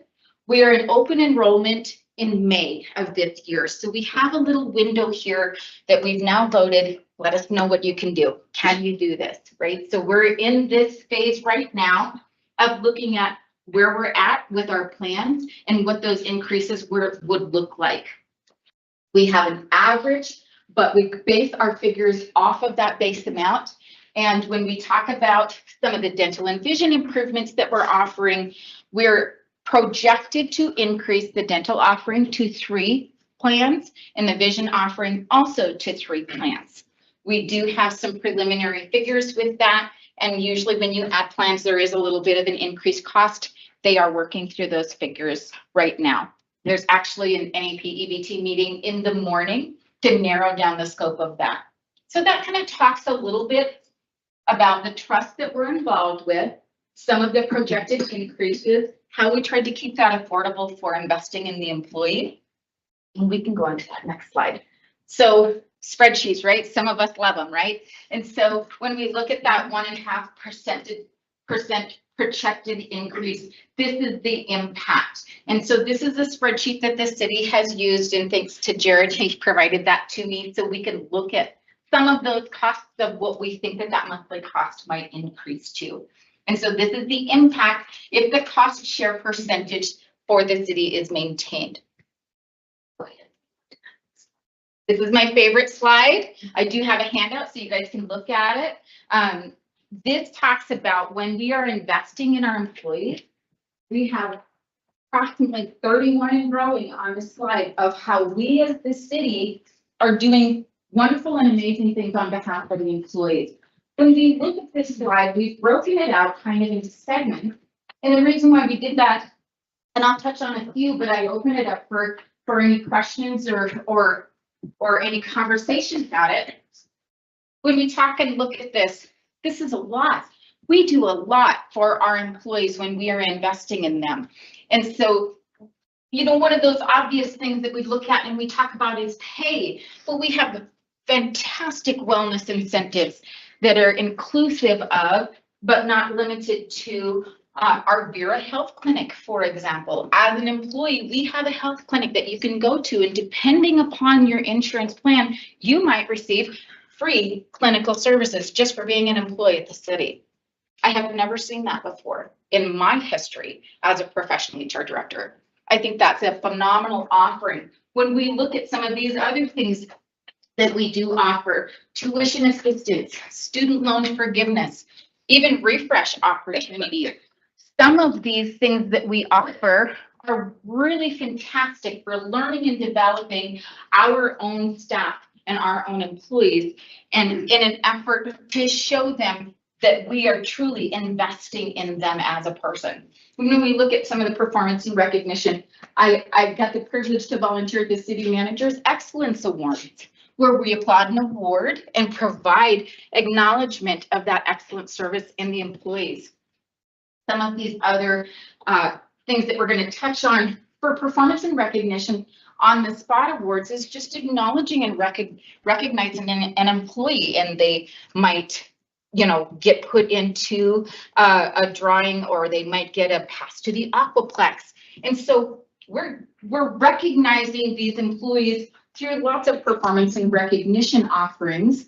And then when we look at pay, and that's kind of a little bit of a segue into what Sarah's going to talk about, part of that is we are really making great strides to be competitive in the market for the pay for those employees.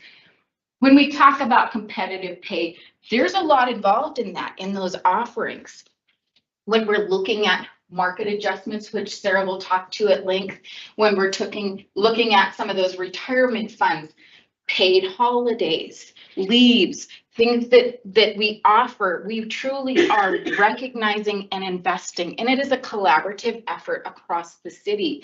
We work again with the Employee Advisory Committee, with the Awards Committee, with the Clacton Comp Advisory Board that was formed just a few years ago. It was an acknowledgement and a recognition by the city that we want to do the best we can in investing in the employees.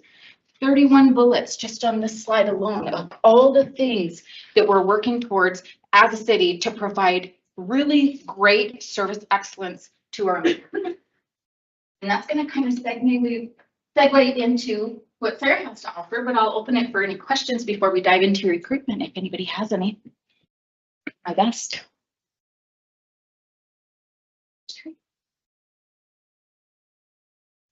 Lori, and good morning, Mayor and Council.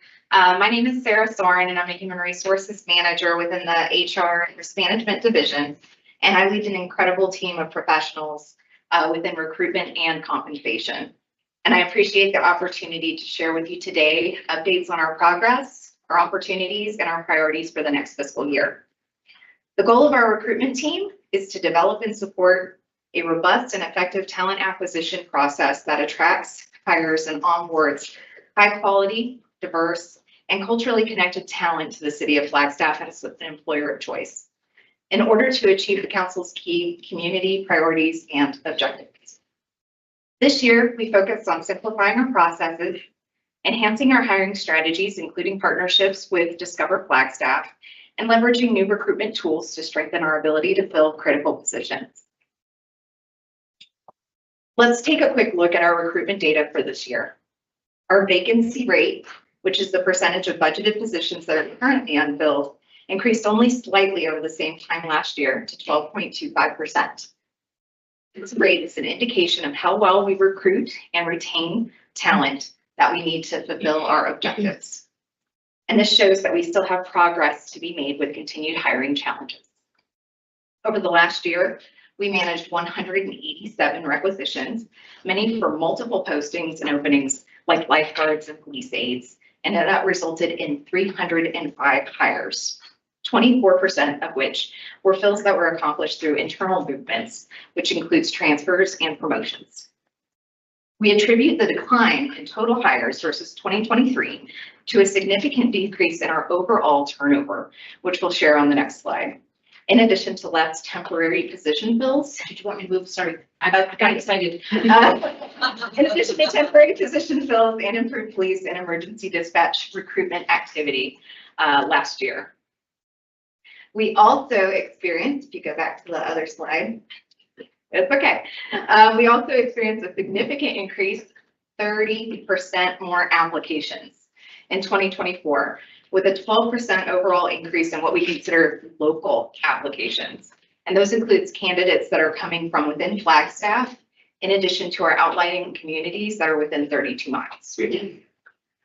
We also attribute the increase in applications to several factors, like a streamlined process for our candidates and increased outreach both in person and online through LinkedIn and targeted advertisements, once again in partnership with Discover Flagstaff.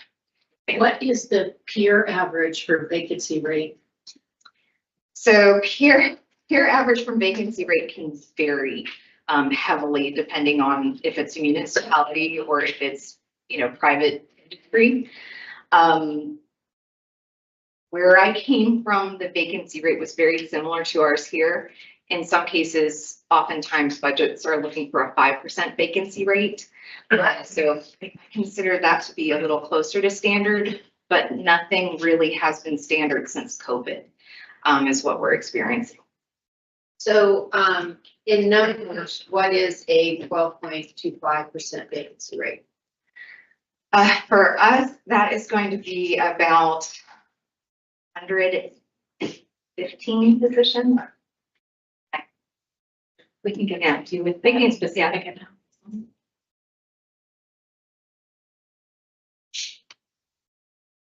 Great questions. But once again, we're yielding positive results, especially with our local candidates.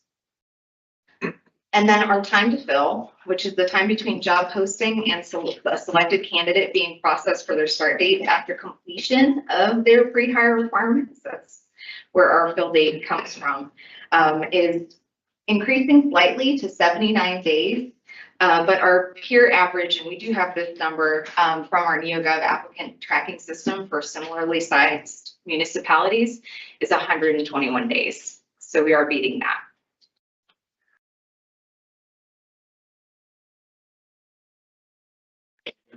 What?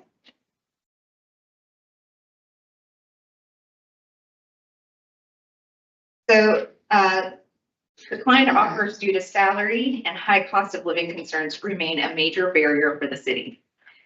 We use salary exceptions when we have to go outside of our normal salary practice through negotiation, or when we have an offer that's supported by our salary calculation methodology, but is over the budgeted range of the role.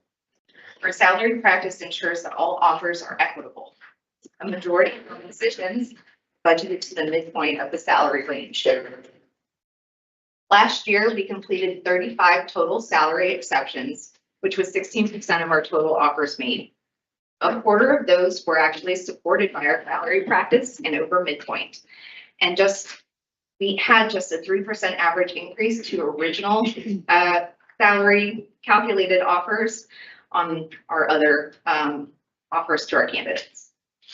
A third of our salary exceptions were for roles that were considered to be difficult to fill or not yet adjusted for market. We had data to support that we could go ahead and move forward with the salary exception. And positively, we were able to gain candidate exceptions or candidate acceptances in 83% of our exceptions. Declines due to salary still remained high. Out of an overall decline rate of 24%, a third of those were due to salary. And as I mentioned on the previous slide, we've also seen significant improvement in our turnover rate. And the turnover rate is a measurement of the percentage of employees that left the city over a given period of time. And our overall turnover rate is just 12.7% versus the state and local average from the U.S. Bureau of Labor Statistics, or BLS, of 18.8%. That's as of October of last year. This is a reduction in over 11% from last year, which means that we've cut it almost in half. And there was also a 10% decrease in the Flagstaff Police Department and just 1.5% turnover rate overall in the Flagstaff Fire Department.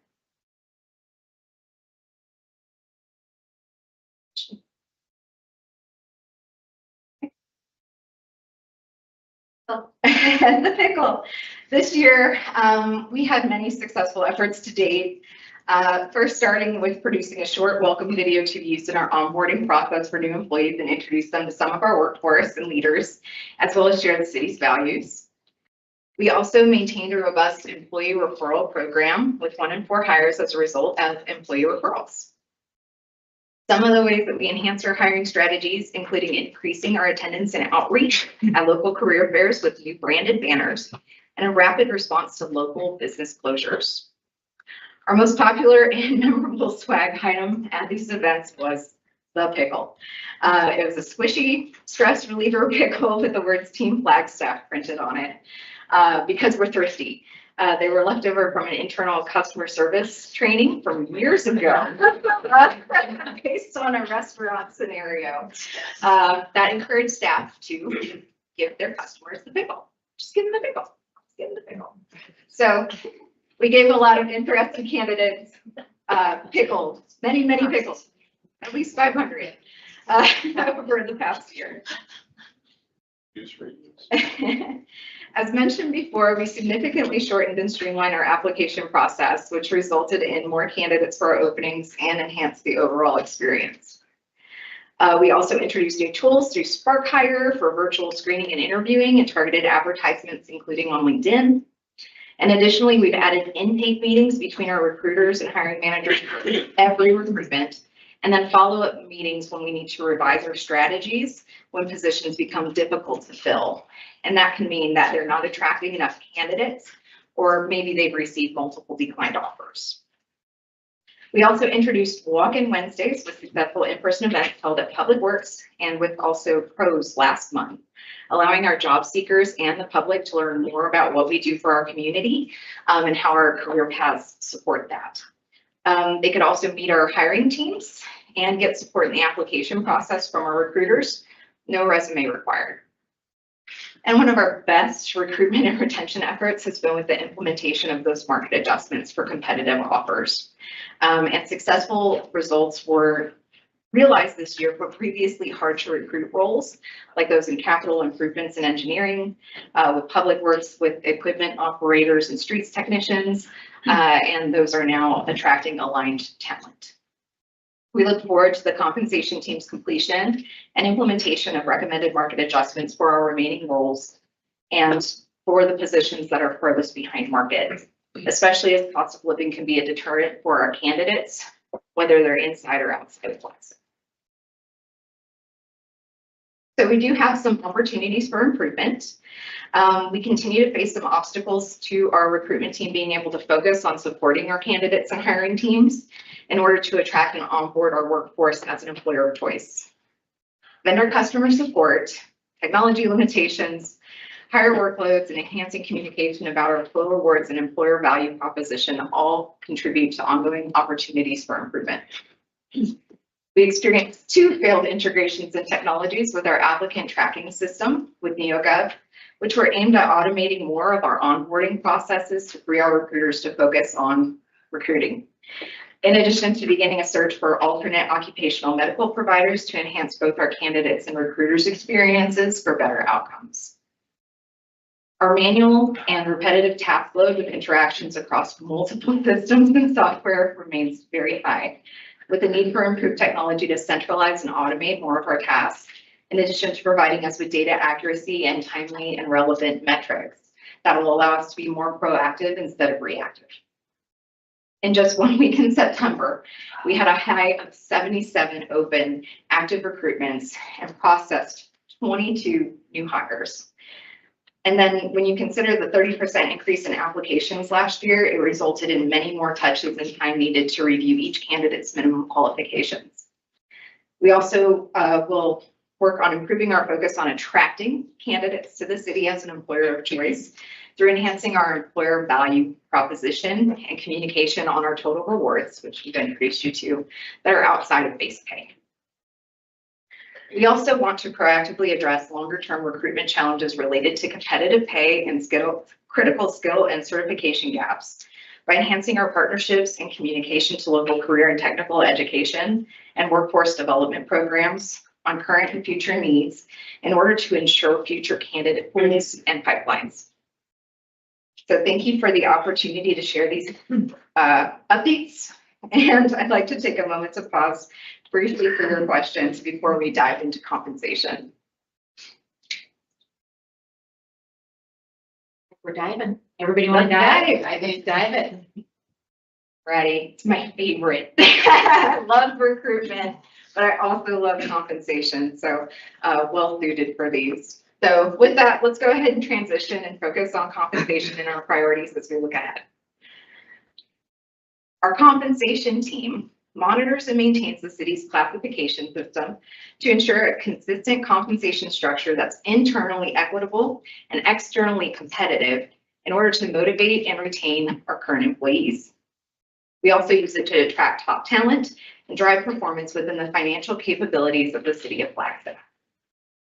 In speaking with various groups like our Employee Advisory Committee and also Council, we recognize that terminology can sometimes have different interpretations. So on this slide, you can see definitions of some of the compensation terminology that we use at the city.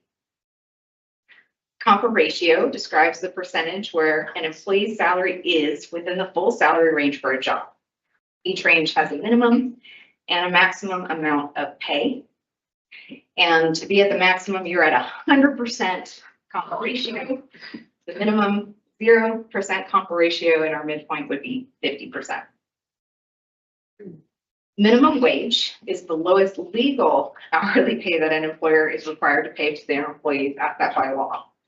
The city's current minimum wage is $17.85 an hour as of January 1st. Meanwhile, Starting Wage is a Flagstaff initiative proactively implementing a greater than minimum wage as the starting wage in order to ensure that we're remaining competitive with the city minimum wage. And our starting wage is currently $18.50 an hour. And then we've mentioned this before, it's term market adjustments. Market adjustments occur when the pay ranges and the employees within it are adjusted upward in order to maintain a competitive position with our benchmarks, which is known as the market. Market-based pay generally means the average of the market positions are paid for performing similar job duties and functions. And finally, we also refer to pay for performance increases that are available to employees that are in the regular pay plan or annual step increases that are in the step plans for our water services operators, fire, and police department. Pay for performance is a salary or wage increase that's tied to an employee's annual performance as they meet goals and excel in their roles, whereas step increases are fixed percentage increases that are awarded annually to advance our water services, police, and fire personnel through their pay plans. To our recap. Over the last few years, the city has transitioned to market-based pay. Starting with the recommendations and results implemented from the Evergreen study in 2021, we evaluate pay for all of our positions based on their position to the market, which is determined by benchmarking real-time data from other peer municipalities that are similar in size and scale to Flagstaff. Given HR risk management's resources and funding constraints, we have had a goal of reviewing 25% of positions each year, with each position reviewed for market at least every 4 years. As of last month, we completed our review of our final first 25% of positions and have now collected market data on every position at the city. As of last month, we'll go back. It's important to note that positions can be reviewed, but not all result in an adjustment. The data supports that the current range that they're in is already competitive to the market. While we've made significant progress in working to bring all of our employee salaries to market competitiveness, we still have a gap, especially in public safety. Our 4-year plan is still ongoing, and based on our benchmarking data, some positions still remain below market rate. Additionally, the rising cost of living means that even competitive salaries may not stretch as far as they once did. We continue to evaluate these market trends and adjust accordingly. Each year, and given the availability of funding, we have made market adjustment recommendations to address those positions that are furthest behind. There are only so many dollars to spend on compensation, and this ensures that we're addressing the greatest needs first. We're committed to maintaining a structured process, and our goal is to transition from large reactive adjustments to more sustainable, proactive compensation strategy through regular reviews to maintain our market competitiveness. Market adjustments provide the most impact to both recruitment and retention because the entire pay range shifts. Therefore, new staff are hired into their appropriate pay range, and those that are highly experienced and further into the pay range are also adjusted as well. The city has internal checks and balances to ensure that we're remaining internally equitable, and we're committed to maintaining the balance between the external market and our internal equity. The adjustment amounts vary by position based on their movement in the market, and availability of mid-year market adjustment funds helps to ensure equity and also helps us to address those difficult to fill positions that we mentioned before. In prior years, market adjustments for our fire department have only been partially funded due to prohibitive cost. And we'll be presenting data today for the cost of what a full market adjustment would be, in addition to an increase to paramedic ad pay to be more competitive and in line with other municipalities. We are also proposing market adjustments to bring the remainder of our police pay plan fully to market, as we're losing qualified candidates to other jurisdictions that offer higher wages. Yes, ma'am. A question about the fire previously only partially funded. So that's meaning this year you're proposing that rather than a percentage of a market adjustment be given to everyone in that area, that the market adjustment be the full market adjustment. This year, we're presenting data for a full market adjustment. And our hope is with that full market adjustment that we can go ahead and, solve the lag in these particular areas. And with that, we would be able to get them on the regular review cycle of only having to come back and review them in more detail every 4 years. Okay, thank you. Thank you, Mayor.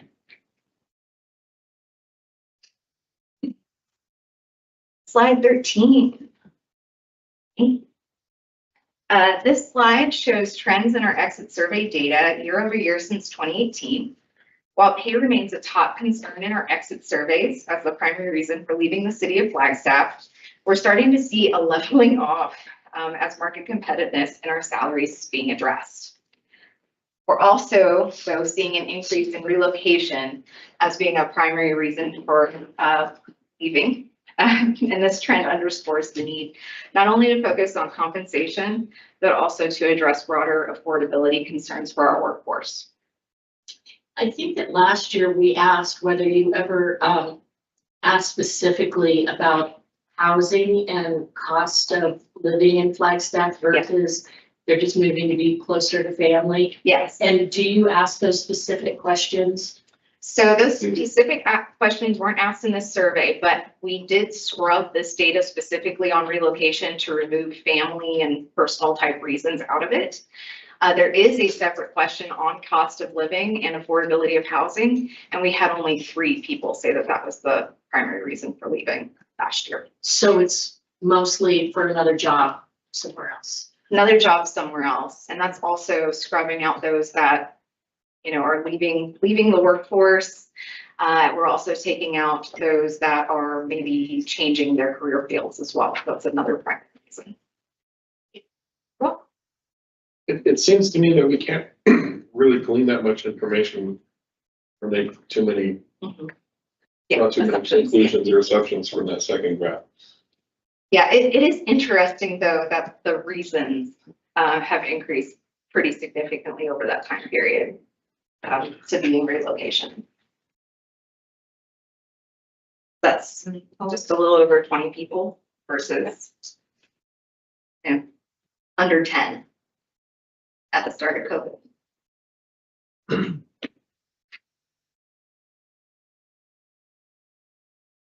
So as we look to our priorities for the upcoming year, I want to share again that the city is making significant progress. And we want to acknowledge that we continue to have support towards building a healthy compensation structure.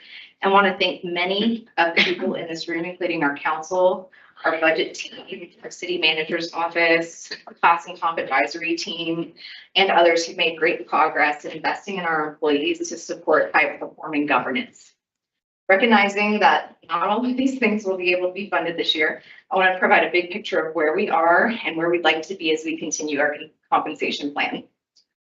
Looking ahead, we do want to continue our momentum with our priorities and continue investing in our employees through continuing the annual step and pay for performance increases, which are already funded in the 5-year plan.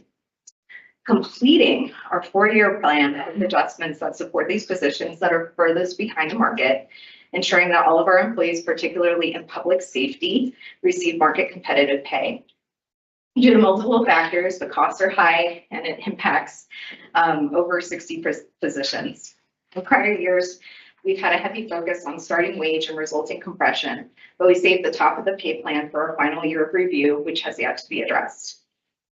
The benefits of this investment are clear: stronger recruitment outcomes, higher retention, and a more stable and effective workforce. And investing now in competitive market pay leads to essential service delivery, lower long-term costs associated with hiring and training by preventing turnover and retaining experienced employees, and a stronger local economy. Our employees are the foundation of city operations, and our goal is to support them accordingly. This investment directly supports Flagstaff's priority-based budgeting framework and high-performing governance. Public safety, fiscal responsibility, and economic sustainability are all enhanced by ensuring that we have a well-staffed and motivated workforce. So if we can address these this year, once again, the police and fire pay plans can join the regular cycle of market review that occurs once every 4 years. And then finally, we also are looking to continue the mid-year market adjustment fund. For the past 3 years, the city's budget has included a budget for HR to be able to make those mid-year adjustments when a position is identified to be below market. The HR team has an established process to identify these, and it includes difficult to recruit positions, as well as the regular market reviews that we're doing. We're asking for this market adjustment budget given the success that we've seen it have, and given the past need and utilization year over year for the funding. So this last slide reflects the cost based on the objective and data-driven internal market reviews that we've completed. To complete this initiative, we are requesting $4 million.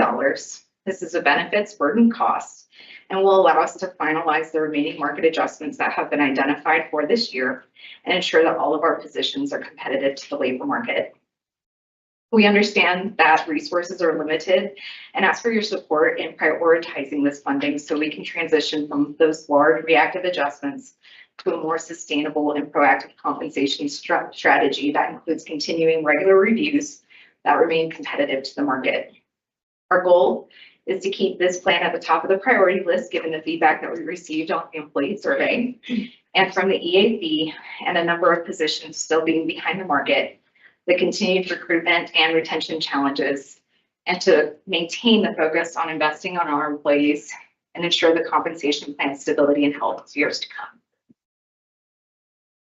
Thank you, Mayor, Council, and members of the leadership team for your time today. And of course, members of our team are available to answer any questions that you have.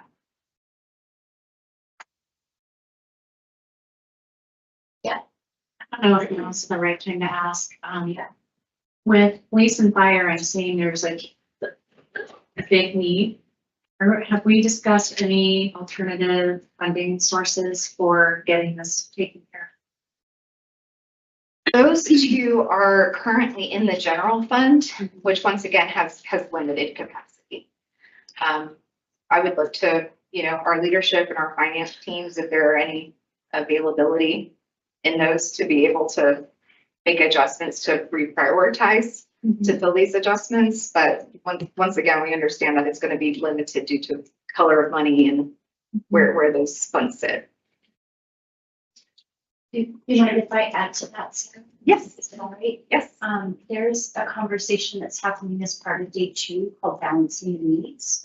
And that'll be just a review of the toolbox that council has to be able to talk about revenue opportunities. And so that could help inform, some additional needs that we'd like to use. Thank you. And Councilmember Garcia, do you have a question?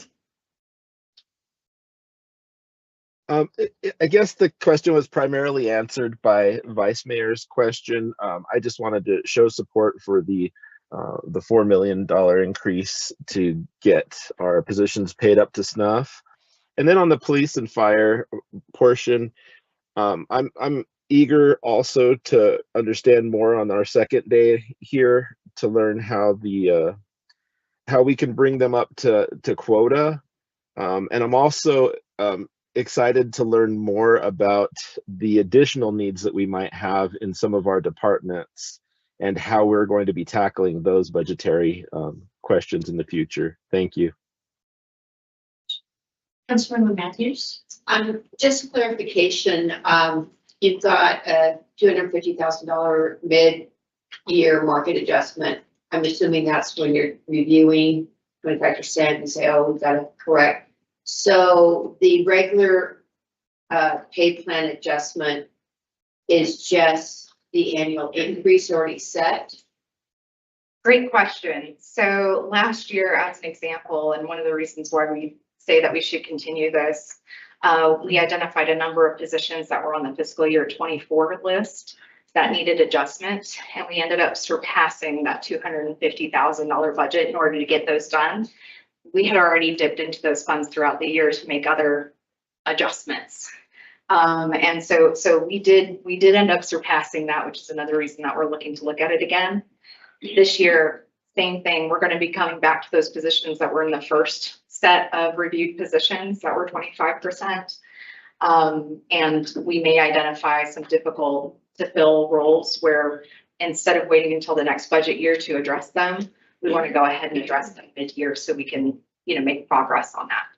And one last question. I don't know that cities normally do this, but in my banking career, a lot of times to get someone to move or relocate, they offered a signing bonus or a relocation pay, which can help them establish their rent or purchase. Do we do that? Yes, we do have a policy for that.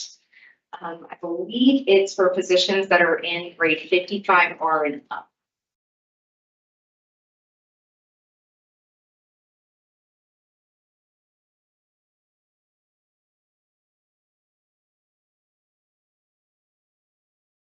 I think if there's no further questions, we can segue into EAC.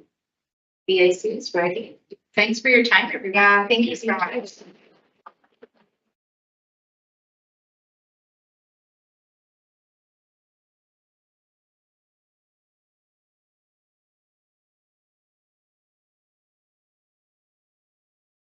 Morning, Mayor, Vice Mayor, and Council. Seth Greger, representing the Budget Teams Subcommittee through EAC. And also Jared Tastic, also on Budget Team, and also the Class and Column Team for the city. So just to back up a little bit on what Corey was saying, what is the EAC? So for our new council members, just a little bit for previous council members as a refresher, it's a body of employees that are elected from every department within the organization to ensure each division has a voice at the table. Currently, right now, we are meeting twice a month, and the numbers that we have currently sitting on EAC is 47, with some vacancies from some divisions, but 47 is a pretty good representation. Goal of it is to foster ongoing employer relations by providing a process and a forum to employees to recommend changes to the city manager concerning employment related policies and on procedures, safety, compensation, and benefits. Mission straight out of the handbook is to form a body of elected members and alternates to represent individual employees, groups of employees, and divisions of the city of Flagstaff with fairness and impartiality. So just kind of what has happened over the last, it's probably been 2-3 months. Actually, first, let me give a shout out to Jessica and to Daniel Carrot, who are the co-chairs that were currently elected. Jaron and I were both elected to represent Budget Team. We're on year 3, 2. He's 1 year longer than I was. But just much appreciation to EAC for electing us to these positions to represent them. The last couple months have been focused on EAC priorities. It usually comes from every division bringing forward, and it's whittled down to what I'll show you is roughly 4. And as you've probably seen before with Sarah's presentation, market is always our number one ask coming forward. Just being through this process for the last while, it's one of the first years that I've seen HR and Class and Comp and EAC all align very well. So this will be a lot of repeat information that you see. We're just going to reinforce it that it was also brought forward through the employee body as their recommendations as well. Before we move on to that, just real quick on EAC, the kind of cool part of it is we represent the entire employee organization. This isn't a division-specific need or pitting employees against employees. This is something that we as an employee body vote on, where it affects all employees equally, or we see as the biggest need in the city. So again, it's not going to be an individual from me or Seth's opinion. This is something for those meetings where we vote on it as a group and then present it to you guys of what the employees would like to see are the biggest needs in the city. So as I mentioned, market adjustments, full market adjustments are going to be the number one priority. These are in order right here, and we'll break them down after this. As Sarah's talked about, the 4-year cycle has been completed. It's been reviewed, but some of those positions have not been fully brought up to market. To continue with the equitable and fair process that is going on, EAC is recommending those full adjustments to those positions. And just for reference back to the Evergreen study that was done in 21, since then, some of those positions have not been brought up to market. Jared's going to speak about the medical cost sharing, which was previously spoken about. For the second year, there is some talk about expansion of parental leave, and we'll follow up in slides with that. We only have 4 slides, so it'll be quick. Another one just to put on council's plate, we're looking at some creative ways to look at sick leave payout to potentially have a cost deferment to the city and take care of those people that have been with the city for a long time and are looking at to retire and maybe incentivize them to stay with the city a little bit longer. Mayor. Let me go back. You say several positions have never fully been brought up to market. Is that like 3 or is it 10? 6. We have to defer to HR for the exact number. They're within a few divisions, but I don't know the exact number within each division, if that makes sense. But it's several and not many. Sarah's coming up. Yeah, well, Sarah, we'll let her quantify that for you. We're stuck on that word of I was gonna say, unfortunately, it's a handful of positions, but it's a large number of employees. So we're looking at just under, I think, 200 employees that have received just sort of smaller adjustments instead of the full market adjustment, and specifically in public safety. So fire PD. And do we have a plan for bringing those positions up to market? That's the recommendation, and I've actually worked really closely. That's yeah, that's a $400 here. It addresses it after. Okay. Yeah, it addresses it fully. Okay. And I've worked with these two gentlemen here on being able to be really certain in our pay plans and our app to get there. Thank you. Thanks, sir.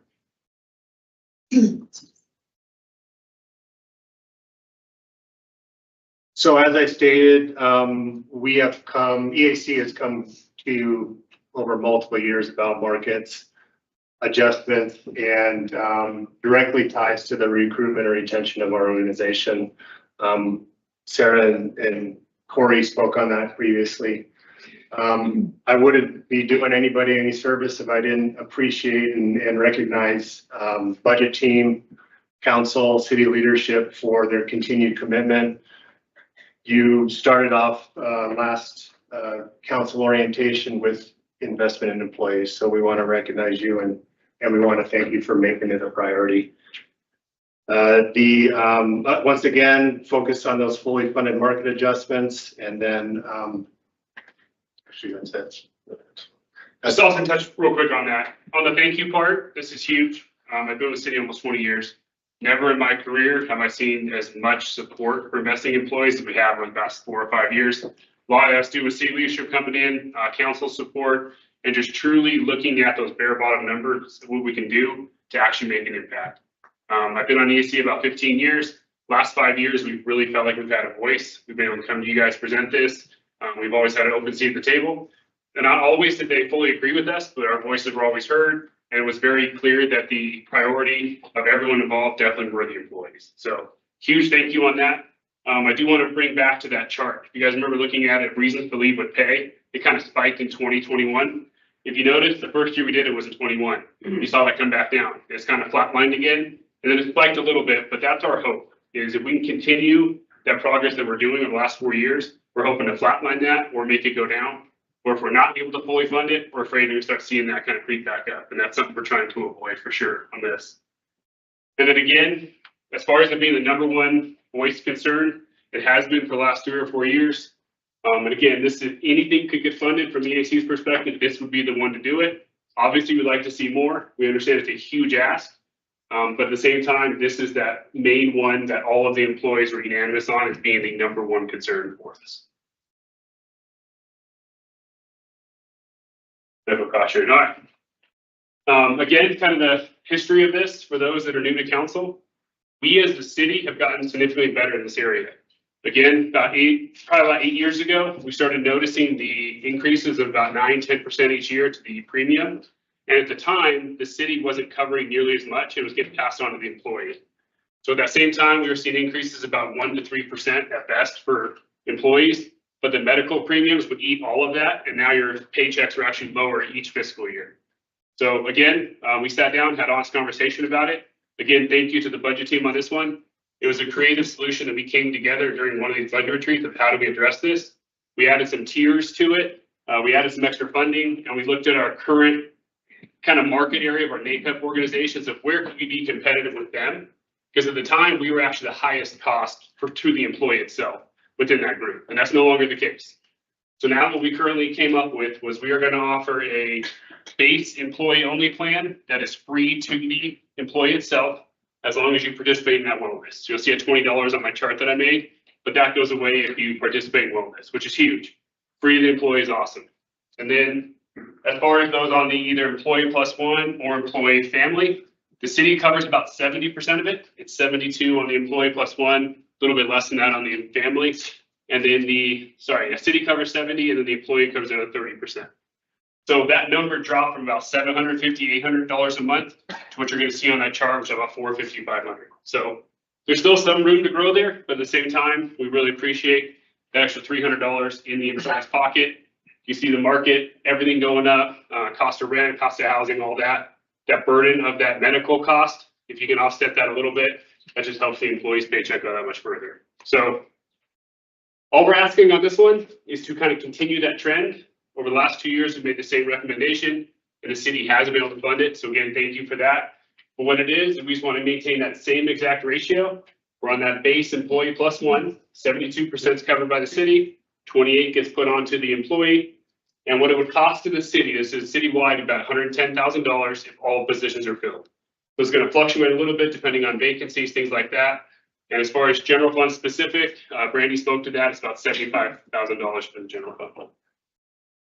Any questions on that medical chart? Anything on there? I don't want to get too much in the weeds, but okay, thank you.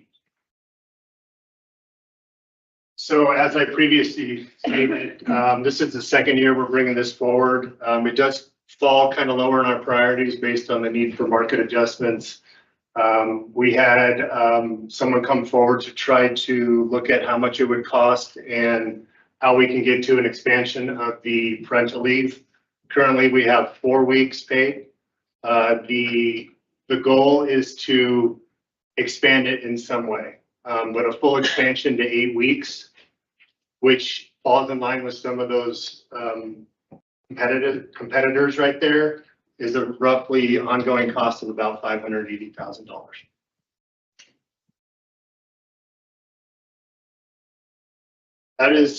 That is all we have. Is there any question? Do you want to sick leave part? No, I didn't. Okay. Just on the sick leave part, this was brought up kind of late within our discussions, but it was something that ESC wanted to bring to you guys.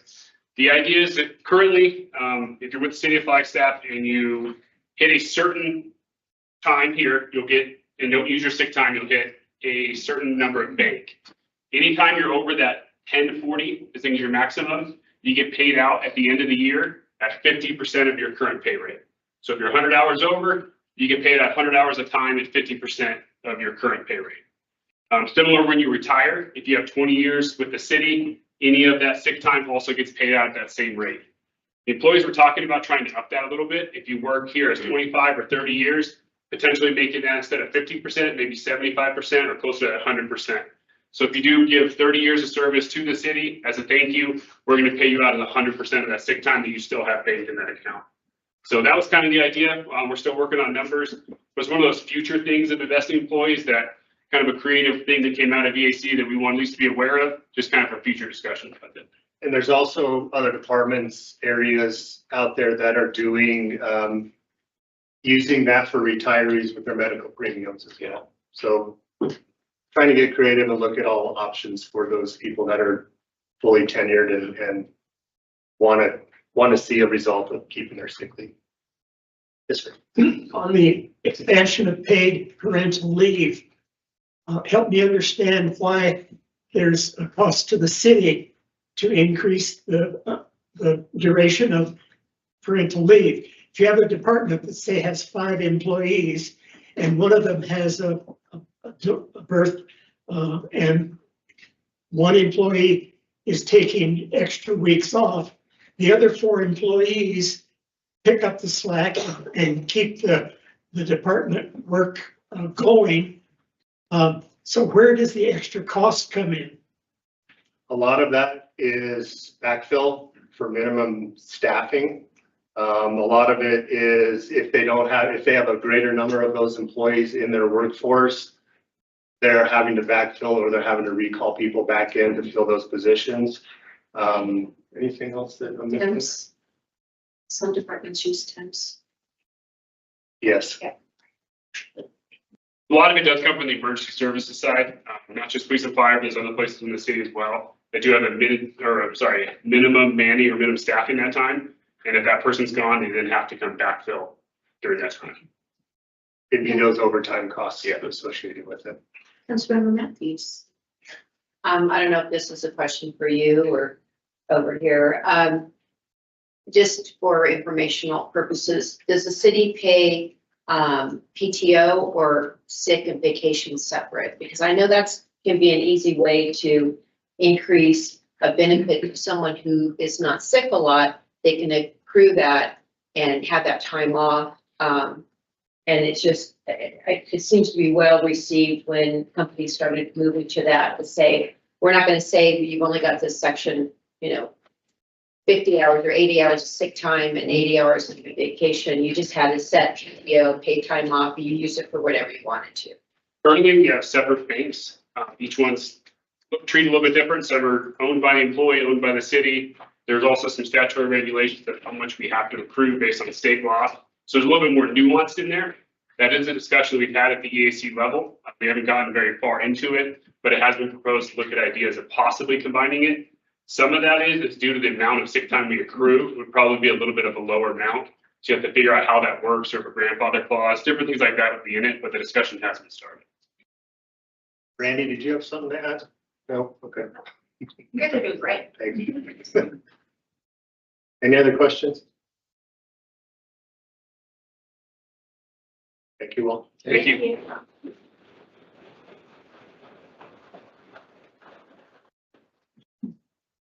So given our time and where we are schedule wise, we're going to go ahead and take our break now, given that the next section is 45 minutes. Please note lunch is not going to be here until 12:30. So take some time to, I don't know, catch up on email, maybe socialize with your peers. Yeah, work out. You will be at 12:30.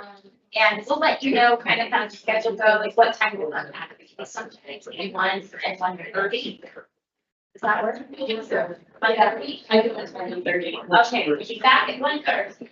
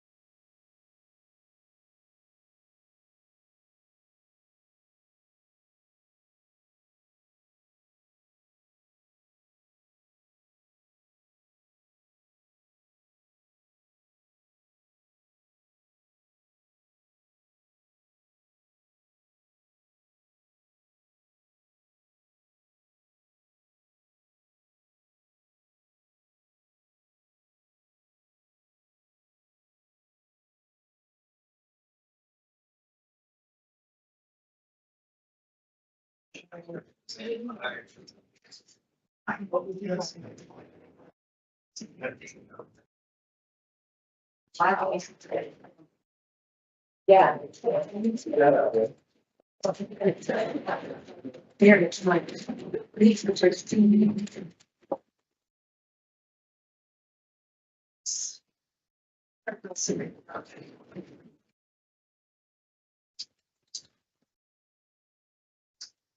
Wilson, William Barrett. Yeah. Hey, Mark Wilson. Chief, you want to get us kicked off? You've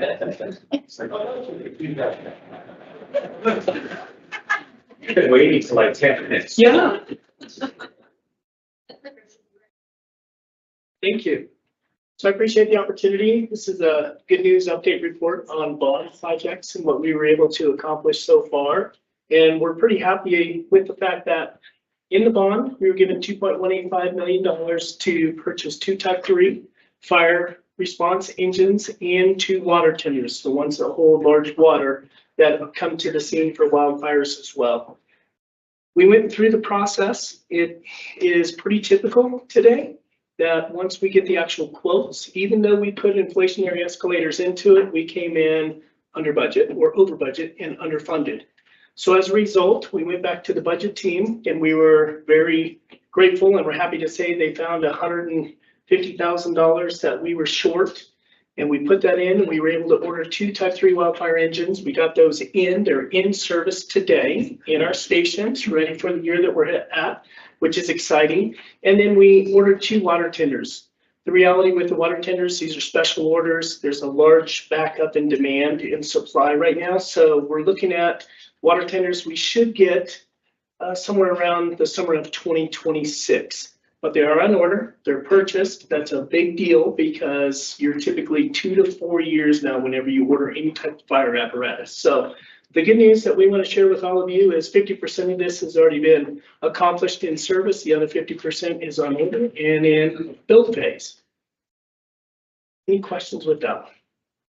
Question? Yes. Type 3 wildfire engines. I'm guessing there's a Type 2 and a Type 1. There is. And you know, if I would have been probably a little more proactive, we had them in all the other bond presentations. I had pictures of what that looks like. So there's different categories based off of a lot of different factors: water capacity, type, how many they seat, how much hose they hold.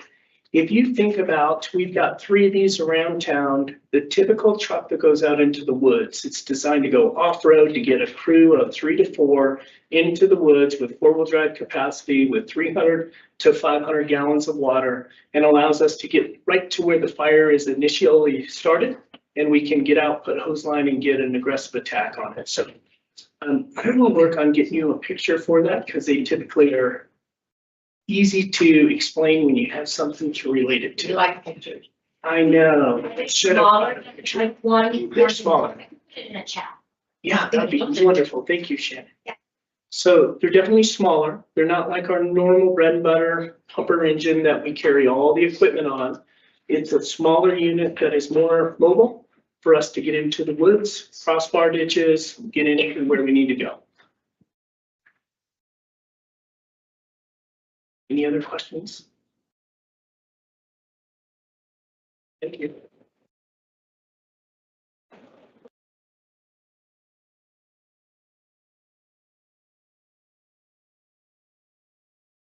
Yeah, pictures. Good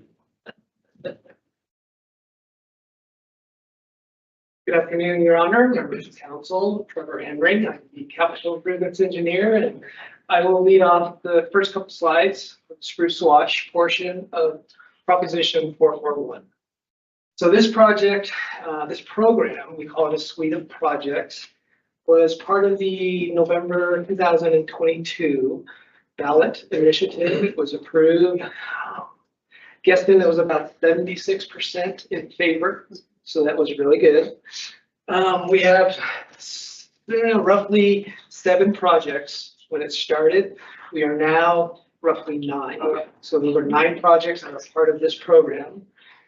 And what we did is when we started this program, we were trying to figure out it's a priority and we need to get it started.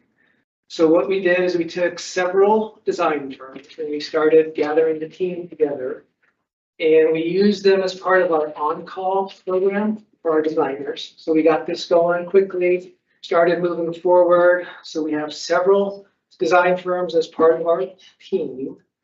And we also have a construction manager at risk who is Eagle Mountain Construction.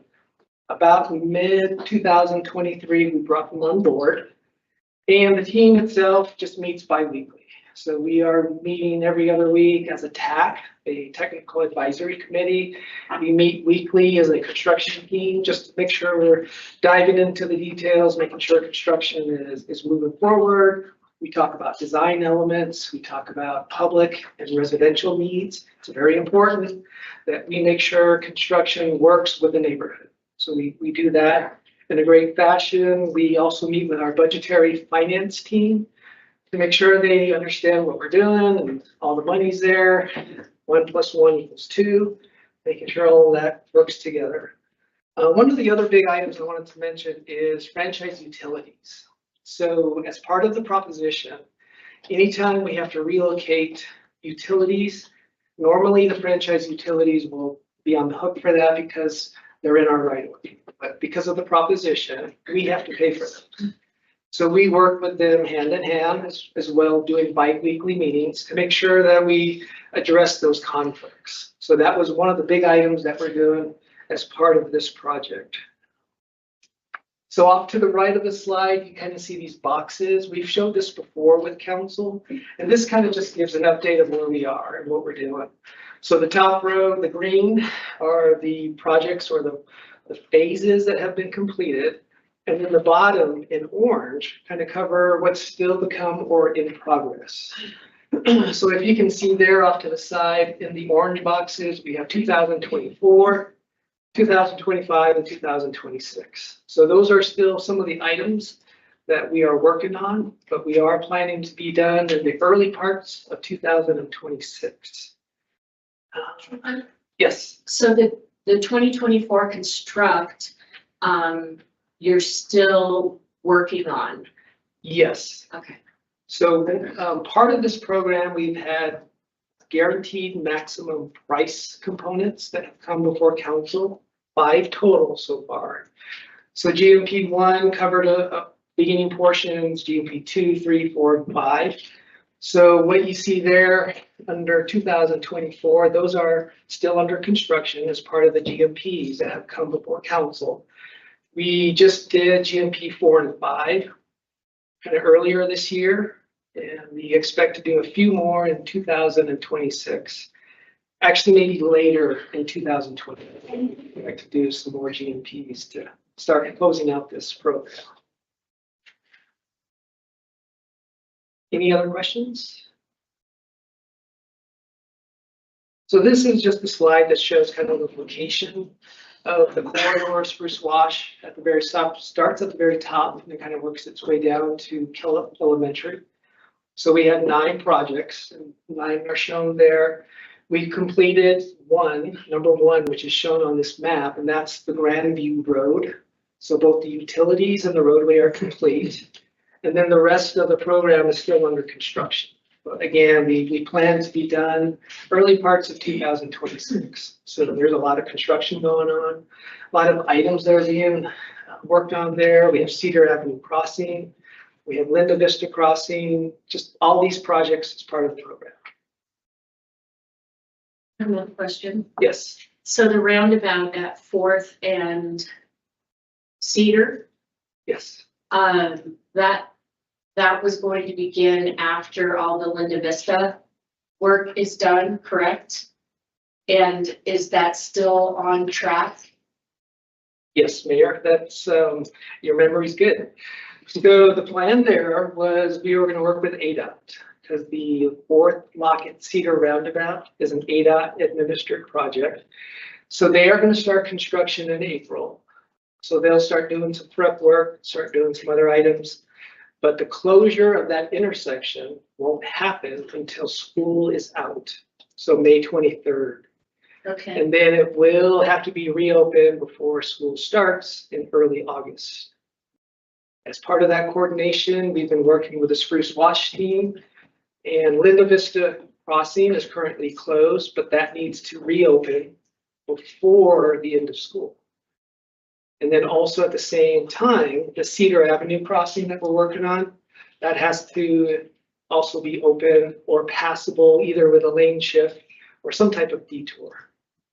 So all of that is kind of in the mix. And Does it that's stress you out at all? I'm losing my hair. Yeah, all kinds of good stuff. Yeah, so that's kind of the map there. It's a little hard to read, but we can get you more information if need be on what that looks like. And then I'll go ahead and turn it over to Ed. It's a lot for the new guy. Yeah. Thank you, Trevor. And one thing Trevor kind of underplayed is we're ahead of schedule on this. So due to some great work by Scott, Trevor, some of our consultants, we've been really hitting this hard press for the last year and a half. If I'm doing the math right.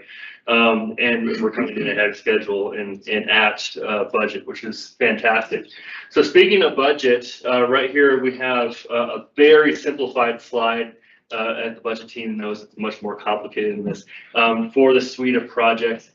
Starting with the bond itself, which was at 26 million. And then you can see the total cost is now 39 million. Part of that's inflation. Part of that is the fact that we have had to add some projects to this total suite to make it work more effectively. So we've been very, very successful at bridging that gap between the 26 to the 39 by being creative and rather innovative, by bringing in funding from water services and streets, for example, a little bit of money from the transportation proposition, and then a series of grants, most of which are in play right now, which is obviously good with the federal environment.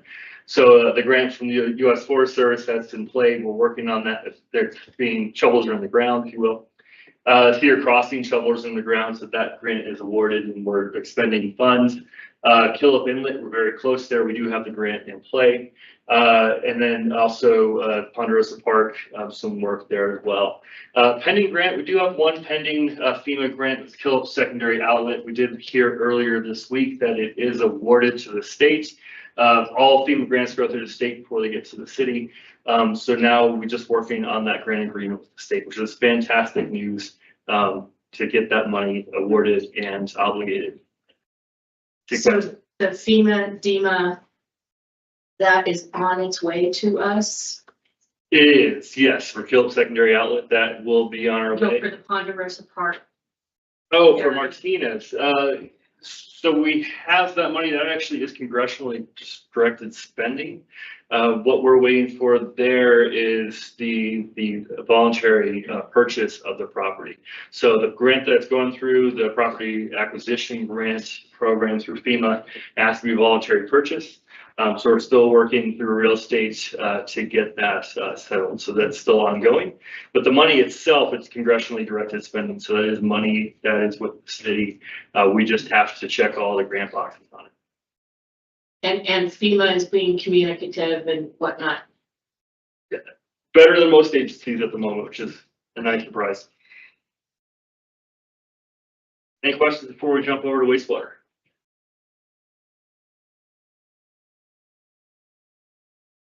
With that, we'll turn it over to Lee Williams. Ted. Right, thank you, Ed. Mayor, Vice Mayor, Council, Lee Williams, Operations Director with Water Services. And since Shannon Jones left back in December, I'm in the role of Acting Director currently. I'm here to talk about the Proposition 441 wastewater bonds improvements. The bond was issued in November of 2022, $29 million. Since then, last October, we received a grant for approximately $5.1 million for generators at Rio. So we were able to add that to one of our bond propositions to cover the local share. It's a 90-10 split, so we can use some of the bond money to cover that and any overages. Seems to be the theme of the day is that a lot of these projects cost more than we expected them to cost. So the bond will definitely help us push that project further. The wastewater proposition was to increase wastewater treatment capacity and implement energy efficiency upgrades at our water reclamation plants. Just push the little arrow to the right to the next one. Okay. So here is the split for the money. You'll see at the bottom right corner, there's more than $29 million in there. That's accounting for that $5 million bond or grant that we received back in October. And we're currently in the first period of performance or POP for that grant. So next screen, I'll go through these projects one at a time. And Wildcat Hill is our end of the line plant. It's out here over off of Old Business 66. It was built in 1979. A lot of the equipment is original and a lot of it is reaching its usable end of life. So a lot of upgrades and rehab needed there. So the first, I'm going to do these out of order just a little bit so that we can more clearly understand the wastewater process. So water comes into the plant in a sewer, it's moving, it's able to suspend the solids in the water. Solids is the term that we use in the wastewater industry. As it comes into the plant, it reaches a big stilling pool. It's kind of like the San Juan River coming into Lake Powell. It carries a ton of sand when it's moving, but when it hits still water, the sand drops out. Same thing with the solids at Wildcat. So we have this water coming in, and the first place, that big stilling pool, is our primary sedimentation. So bullet point number 2, PEPS, is our primary effluent pump station. So what that does, that pumps that clearer water, not totally clear, but clearer water out of that stilling pool and pushes it through the rest of the plant for the liquid form treatment. The solids go on to another process. So solids and liquids are handled separately. Our PEPS, our primary effluent pump station, is at 100% designed with Garver engineers, and our bid package is out with procurement. We're all expecting that to come back in at a little bit more than what was bonded for, so we'll work through that as it comes up. As those solids drop out, they're pushed to another area, and that is where the solids treatment begins. And that goes into bullet point number 1, a digester. You can picture a digester just like what it sounds like. It's like a human stomach, basically. The solids go in, it's kept warm, it goes through an acid producing phase, and then it goes through a gas producing phase. So think about your family dog or the friend you don't want to take care of.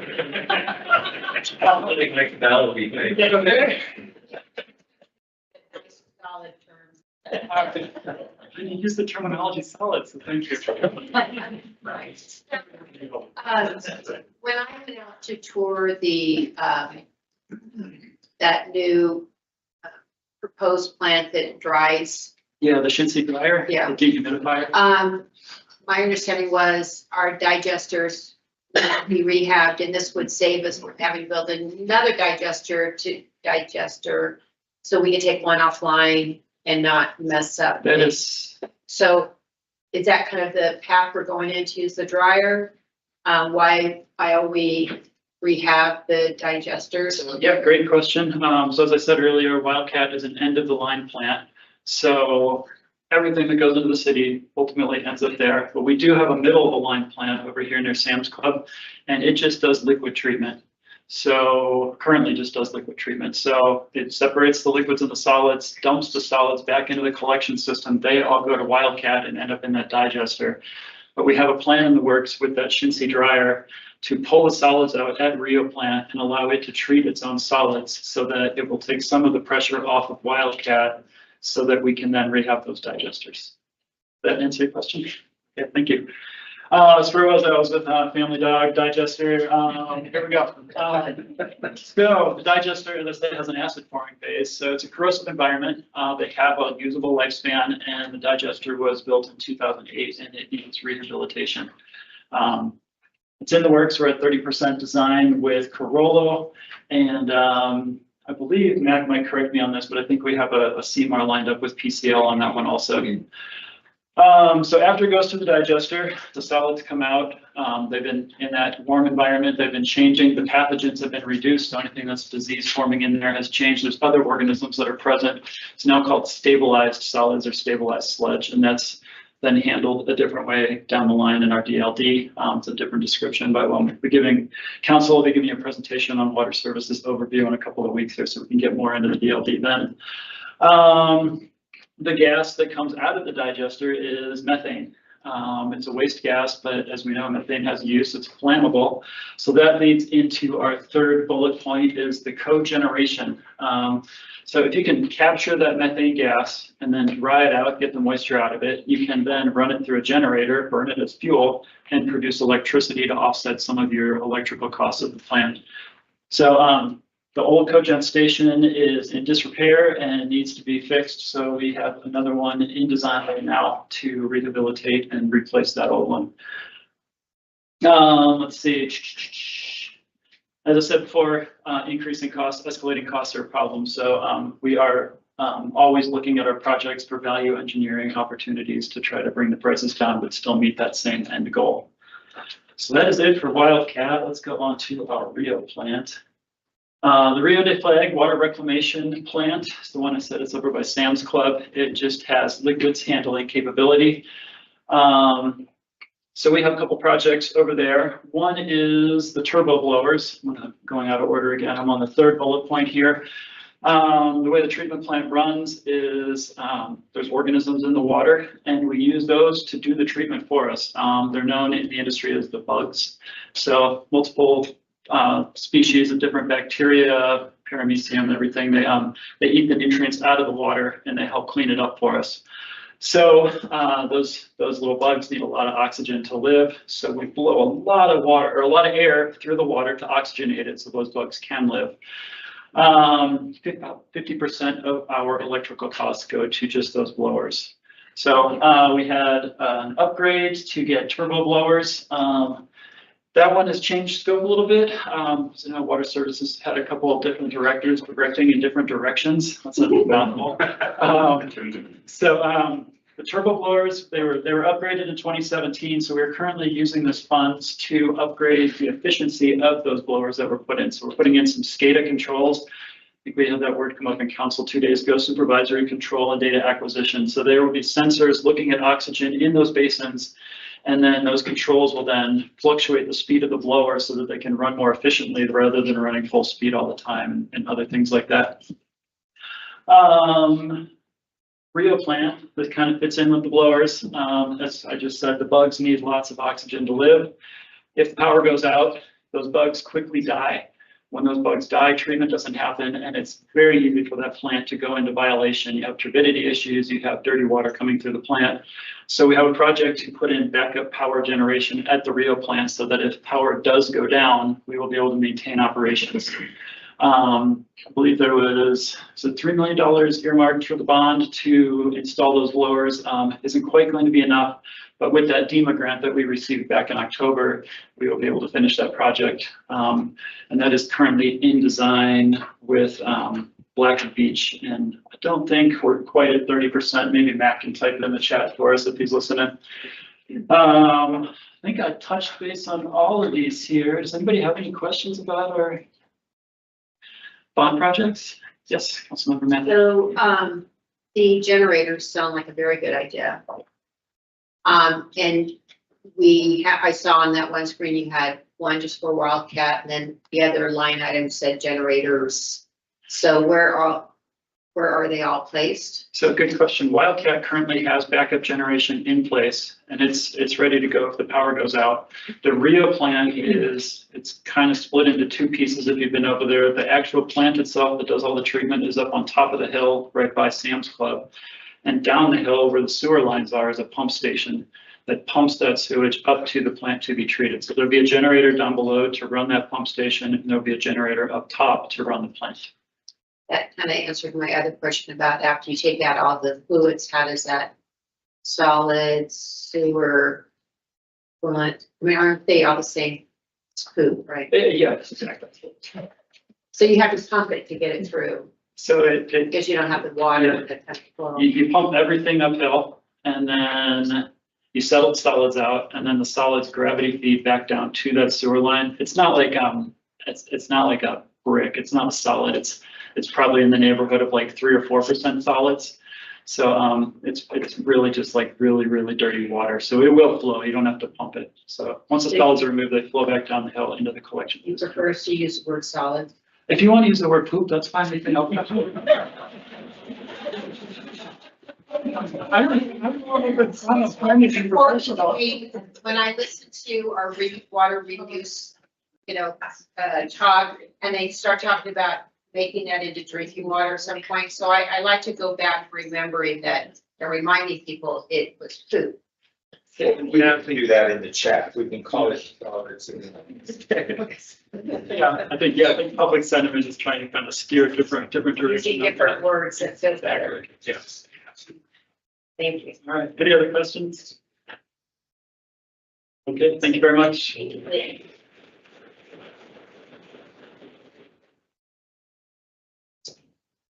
So usually presenting after water, isn't it? Because quite often, ironically, was often dry, but now, yeah, bit intimidating. So thank you for that. I have no solids jokes. Just the lame water presents dry. So, good afternoon. I have the privilege of sharing with you our progress on Proposition 442, which of course was a housing bond. And so there were 4 elements of that housing bond with an overarching goal of creating rental and homeownership opportunities for the residents of Flagstaff. So I'm going to go through each one of these and let you know what our progress is. So did that change? It did change. That's fine. Very first one is the rental incentive bond program. Council, you may recall making about a year ago, making the very first set of awards under this program to Foundation for Senior Living for 2 different phases of some apartment construction for about $3.3 million. Second round of funding is underway. We have $1.67 million left. We issued the notice of funding availability in October. That deadline was in January, and we plan to be in front of you on March 18th this year for you to make these decisions. I anticipate that this will be the last round of funding with that money available unless one of the awardees ultimately ends up being unable to fulfill what they applied to do.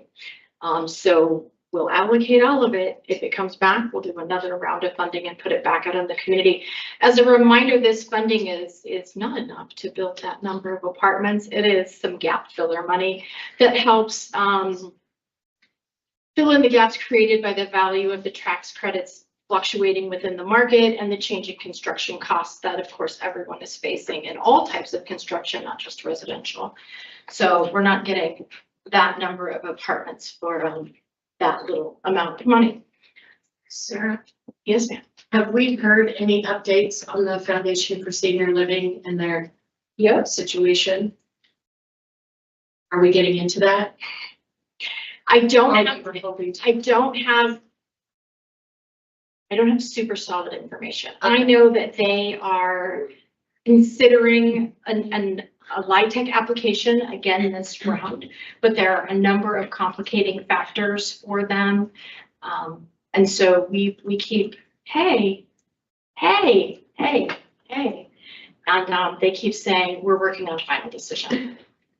So I wish I had to say absolutely. So do I have information? Yes. Is it anything that I feel comfortable sharing? Not necessarily, because they really are in process with figuring out the 2 different phases. Sarah, can I ask a question? Sure. So if the Foundation for Senior Living project does not move, this money kind of goes back into the pot and then we will allocate it to the project. We will. We were trying to find out before we issued or before the application deadline. If they were able to say we're a no-go, we would have incorporated it this round. That's not where they are, and their funding timeline is the minimum of 2 years. So if it rolls back to us with the issue of on a similar schedule, so it lines up with the LIHTC low-income housing tax credit deadlines for next spring, we'll follow a similar timeline and issue another round of funding this fall, unless something comes up where we have a more immediate need for it. But the intent is for it to be used. So which is why we put performance timelines around it. If you can't perform in this time frame, then you have to give it back. And then you can reapply for it, or it can go to somebody else. Thank you. No, thank you for the questions. All right, did I go too far? I did not go too far. Expansive Home Buyer Assistance Program. You may recall this one we called CHAP, Community Home Buyer Assistance Program. And the defining feature around this program, since it was started in the late 90s, is that it assists households that are above that 80% low income cutoff federal and state monies can go for. So it can also help lower income households, but we have the ability with local funds, local decisions to help those households who live in our community and because of the housing prices are still priced out. And so one of my favorite programs, of course, we came and got guidance in the fall. We're doing things people haven't done before. I love working in Flagstaff because we quite often invent things. So we made sure we were all in line legal. Thank you, Mr. Chatter, for our consultations with bond counsel. The request for statement of qualifications for the administration of this program is in final review, and we anticipate that it will be published next month. We're working with our partners in procurement and legal, and they're doing a great job in being supportive of these efforts. Very similar with adaptive reuse. So this is 3 million. So we're working on changing the wording because we ended up with some wording of repurposing existing buildings into rental units, which makes it more understandable for some. Others, especially when we were talking about this with Housing Commission, et cetera, this is adaptive reuse. That was the intent of it, adapting already built buildings in our community into housing stock. And so this one, planning is working on zoning code amendments that make it that allow better for adaptive reuse of existing buildings within our community. It's doable right now, but there's some extra hoops. So zoning is working on the zoning code changes.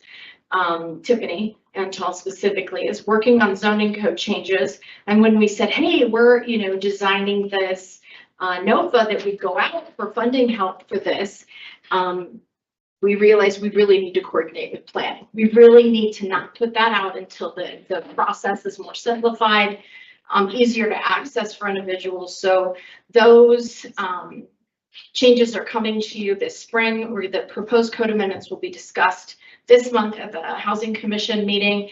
And then once the zoning code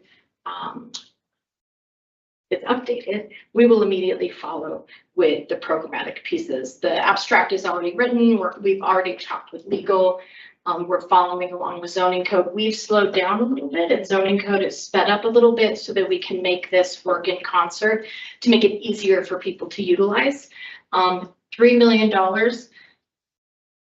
My husband and I are not allowed to talk about our household budget when I'm doing budget, because I say things like, it's only $3 million, so it'll be spent quickly, which is why, sure, we can budget for that. So this one's coming your way very, very soon. And at the code amendments discussed at the Housing Commission on the 27th. So, yes. So on this one, adaptive reuse, that could be both like city-owned property that are apartments already, as well as maybe property that is got some retail elements, and this is just rehabbing it to retail with housing on top of it type of. Thank you for the question, Councilmember Matthews. The intent behind this one is really not ours. That's the next slide. And so this is the idea when this originally came up, Housing Commission brainstorming uses for bond funds to bring to council a package for consideration, was exactly the retail space or other buildings that are underutilized or maybe sitting vacant. Now, though, that comes with significant challenges. One of the conversations that keeps popping up is the underutilized retail space in some of our mixed use developments. Those ground floors were built for retail. The plumbing's different. There's not necessarily hookups for stoves and kitchens and all of those things. So this money is meant to assist someone in turning something from a different use into residential, if deemed appropriate, via the processes, et cetera. So that was original conceptualization. I think it could also go towards different types of commercial space, depending on what depending on what comes forward. So instead of ultimately publishing a notice of funding availability, because $3 million is not enough to drive a project. It's not enough for development. Oh yeah, $3 million. It's going to augment what's already coming forward. So the intent behind our design with this program is for it to function similar to some of the things in economic vitality, which is where when a project comes in that fits the criteria, we're able to say, hey, this may be something that can augment, and then we can review it that way, rather than publishing a notice of funding availability and hope people reply. So we want to stand to be ready to augment what's coming in from the development community already, rather than it's not enough to spur its own creation. More questions? I keep advancing that way. All right. Spoiler alert, here's your next slide. We redevelop city-owned housing to create additional rental units.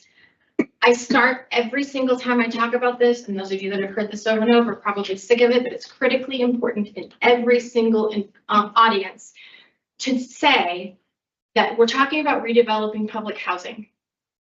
All public housing residents will continue to have housing. No one will be permanently displaced.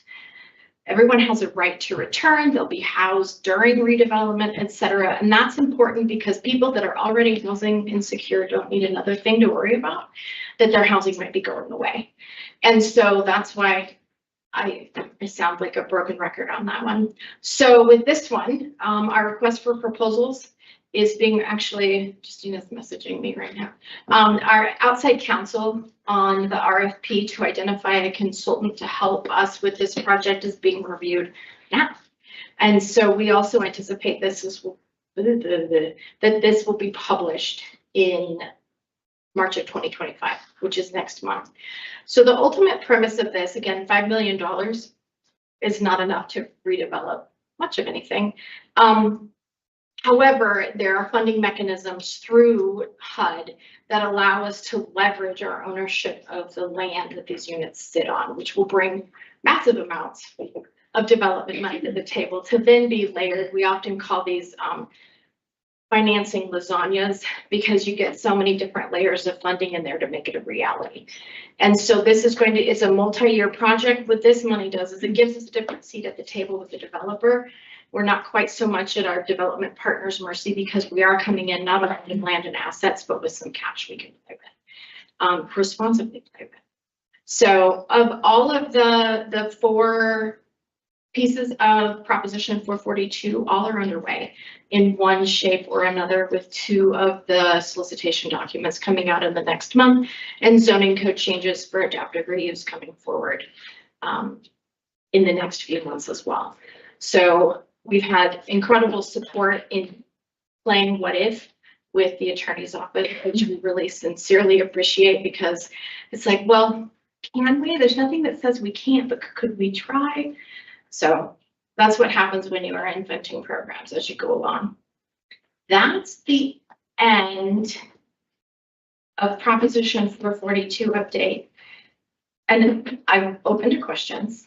I am also, whoever made the agenda, awesomely listed me next for the first of the next section so that I don't have to sit down and get back up. So are there other questions on Prop 442 I can answer? If I advance the slide, somebody's gonna ask. Oh, great. Okay, no, great. We'll come back to that. All right, I try. I know, like, all right, resource. So the next section is not only myself, but other coworkers as well. Resource allocations and needs.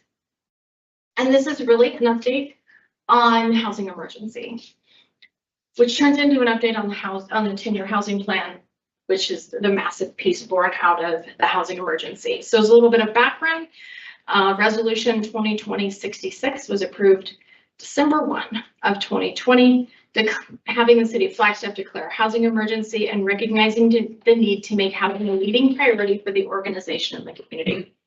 The 10-year housing plan was born of this effort. The resolution called for the creation of the 10-year housing plan It calls for the prioritization of housing efforts, utilizing the housing plan as a foundational framework for establishing work programs, prioritizing staff work, and allocating necessary funding for implementation. I'm not usually a slide reader, but those were important words.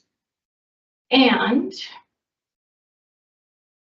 this is super, super, super, super important.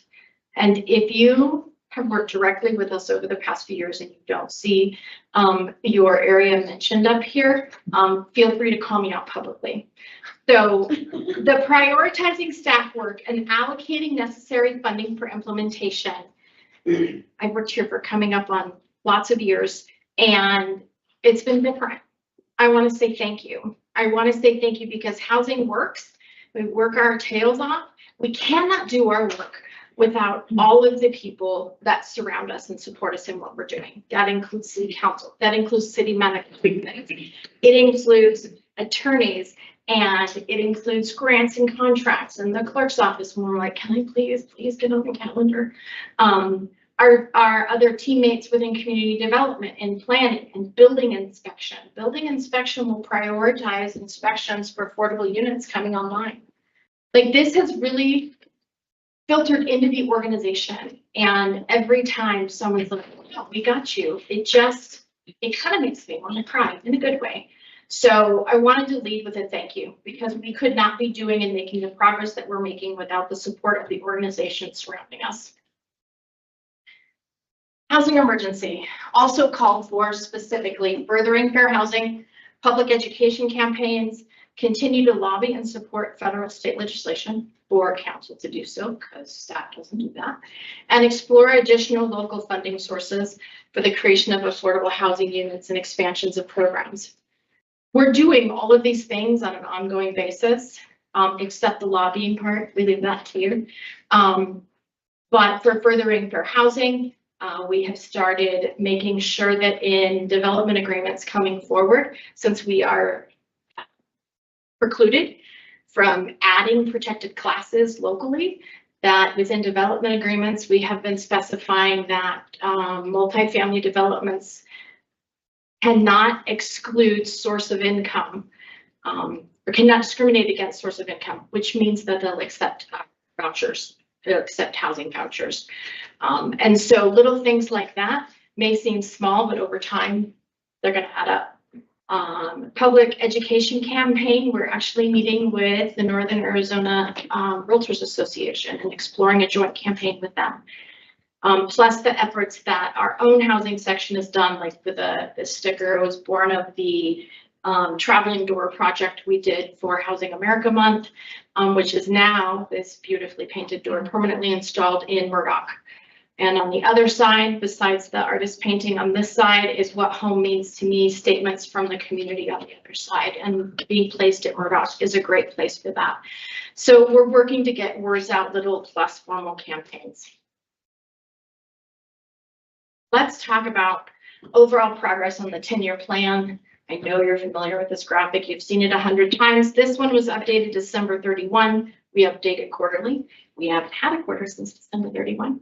So this is the most recent one. But while we're here, I don't want to go into a ton of detail because we're going to be in front of you with an implementation plan and then a report again. But there are 58 total housing plan strategies. Of those, 20% are done. 69 or 70, depending if you round, are underway. No, sorry. 36 are underway, 33% are ongoing things that are not a project beginning and end. They are ongoing efforts. So 70% are either underway or ongoing, and only 10% have not yet been started. It's a 10-year plan. We're a little bit ahead of schedule on that since we are 2.5 years, 3 years into the 10-year plan. Again, we couldn't be doing this without our partners, especially 5 of those strategies that are underway. 8 of those strategies are directly related to the last CAP project, which will result in the updating of the incentive policy for affordable housing. So there are things that are dependent on other dominoes falling, but those are underway. There are 4 strategies that will be completed as the regional plan is completed, and 2 that relate to the resource protection overlay standards discussions that are ongoing at this point in time. And so I want to thank housing staff for being so diligent in keeping on top of data and keeping us moving in these directions, reaching out to department heads and section managers, section heads to coordinate the accomplishment of many of these strategies. And then the last part is our critical success factors. And so we're doing okay. We really are. We have the bond money. Those things are rolling all four at some stage of implementation. We're doing great with the implementation of the 10-year housing plan. What we're lacking is an ongoing funding source. This is not a criticism of anybody. It's not a criticism of councils, current, past. It's just an acknowledgement that because we don't have an ongoing funding source, we come to you with budget asks and not necessarily programming. It is a strategy in the 10-year plan to identify an ongoing funding source. It's something that you'll hear over and over because it is challenging. It's difficult to gain momentum. It's difficult to plan future projects, future years out, when every year you're dependent on a singular budget ask. And so we continue to keep our ear to the ground. We continue to poke Mr. Tatter occasionally of like, hey, you got any money? Different ways that we could accomplish this.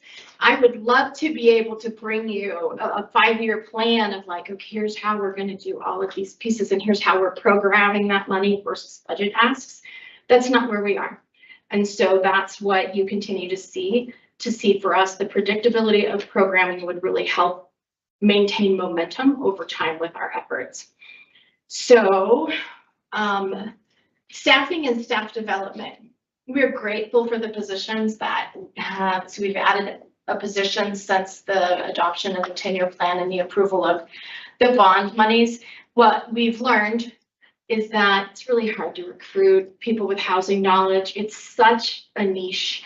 And so we grow our own. And sometimes that takes a longer amount of time because it's totally learnable. But it's hard to find somebody with knowledge who can walk in the door and we can just build on. So it takes us some time to bring new staff up to speed to get the type of, what is the word that I'm thinking of? Capacity that we anticipate them having over time. It takes us a bit of time to get there with them. And so it takes time and investment, not only in existing staff investing in them, but it takes a financial investment in training, etc. So the last one I wanted to recognize was progress towards alignment of city processes with housing needs. You saw it in the thank you slide. You see it in us working together with all the different pieces and departments being responsive to what moves the housing needle forward as well. I did want to mention that, again, there's no silver bullet. There's no one answer.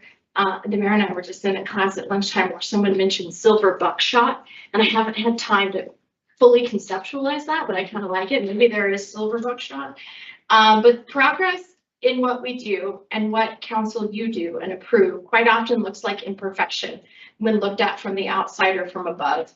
It looks like imperfection because we're not solving it, we're not fixing it, but every little bit counts, and every single approval council you make to developers coming forward with rezoning requests or the concept of incorporating affordable housing in, the fact that we have an incentive fund, the fact that it's not only a fund, that it's regulatory incentives, etc.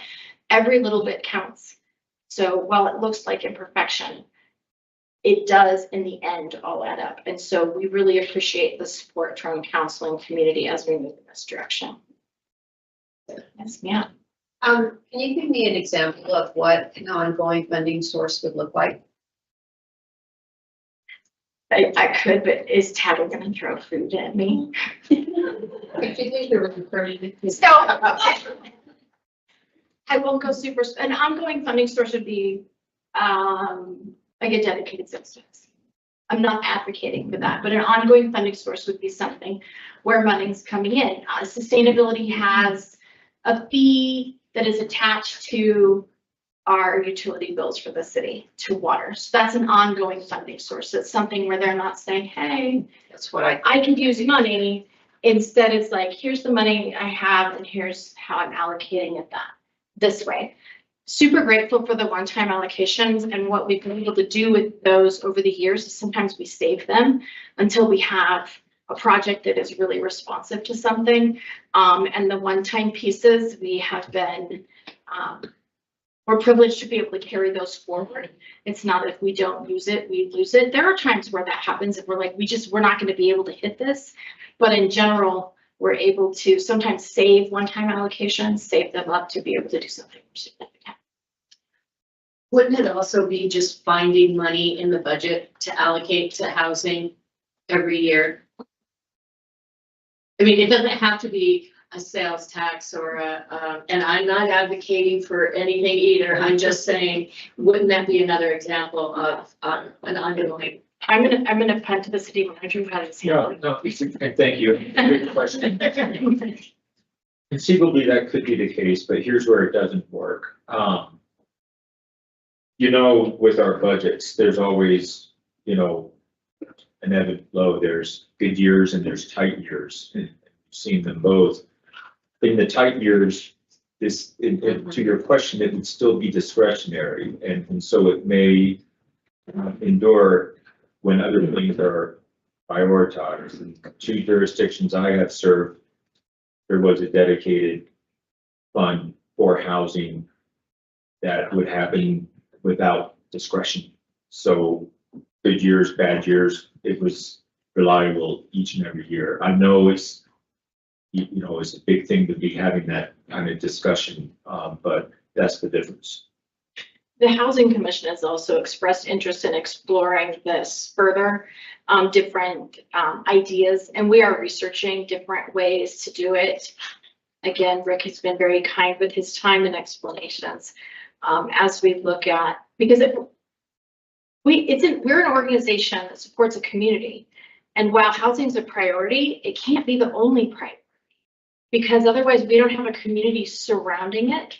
And it's critical. Council and the city manager's office, the budget team are looking to balance all of the things you're hearing about, and even more that you'll hear about later. And so I want to acknowledge that. Yes, I'm grateful housing is a priority, but by no means, and even in my mind, is housing the only priority.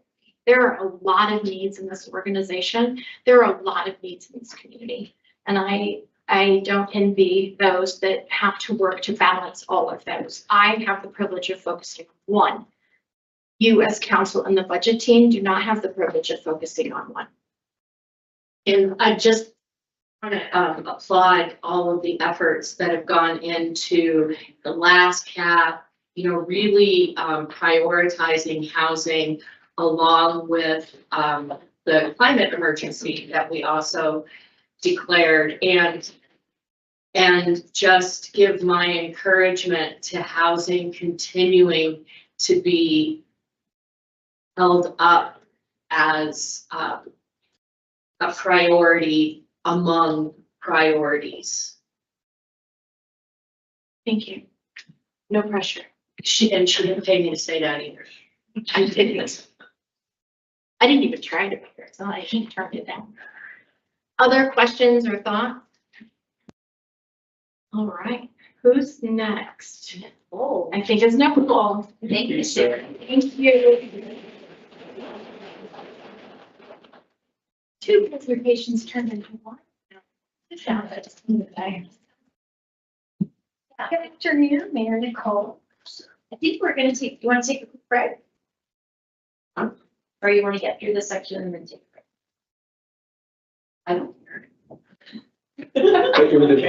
Oh, 5 or 6 minutes presentation. If that helps, you go for it and we'll take a break. Okay, that sounds good. So who is here for the first time? It feels like the first time. Has it? So I'm just gonna apologize in advance because I love to tell riddles or ask riddles. Oh, good. I know, this time though, I learned from last year because I went very quickly. I'm gonna drop it in the chat. And I even have a. So the first person, well. But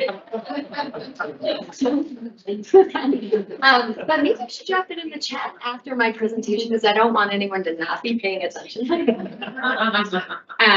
I do have a prize. So I will go ahead and drop it in the chat because it's a math riddle. So thank you for entertaining me. Those of you who are here for the first time, apologies in advance, but I like to do this. So without further ado, Nicole Antonopoulos, Sustainability Director, thank you so much for the opportunity to be here today to provide an update on the climate emergency. Would you like me to read that real quick or step out of the way? Okay. I am a 3-digit number. My tens digit is 6 more than my ones digit. My hundreds digit is 8 less than my tens digit. What number am I? I should say no accountants and finance people. Well done, Amir. Oh, I have it in the back. It's some chocolate. Thank you for playing. You gotta have fun with numbers, and we let us know that you can have fun with a discussion about food. So with that in mind, I am here to talk about the climate emergency. And again, thank you so much for the opportunity to talk about the updates since the climate emergency was planned, executed. And there are 3 main goals, and I'll do a very high level review because I think a lot of this folks in the room have heard before. But we have 3 main goals within the climate emergency, but those main goals are really big. There's an incredible amount of breadth to each and every one of them. The first is to achieve carbon neutrality by the year 2030. The second is really focusing on resilience and to prepare our communities, our systems, as well as our resources to be more resilient to climate impacts. And then the final goal is to address climate change in a manner that prioritizes those that are most impact and ensure that the cost as well as the benefits of climate adaptation and mitigation are equitably distributed throughout our community. So we are at a pivotal point in the climate emergency and the work that we're doing in sustainability as we shift from laying strong foundations to focusing on systems change and implementation. So I've got some graphics here, and some council members may have seen this before, but I would like to take some time to go through it because we are talking about this shift. But I want to highlight some of the work we've been doing to lay foundations. We have been focusing on building capacity, and that is in the community that's within the organization. And for example, right now, sustainability staff, climate team staff are essentially doing listening tours in every division. And we're sitting down, and thank you all who have sat down with us. For those that we haven't had a chance to get to, I look forward to these conversations.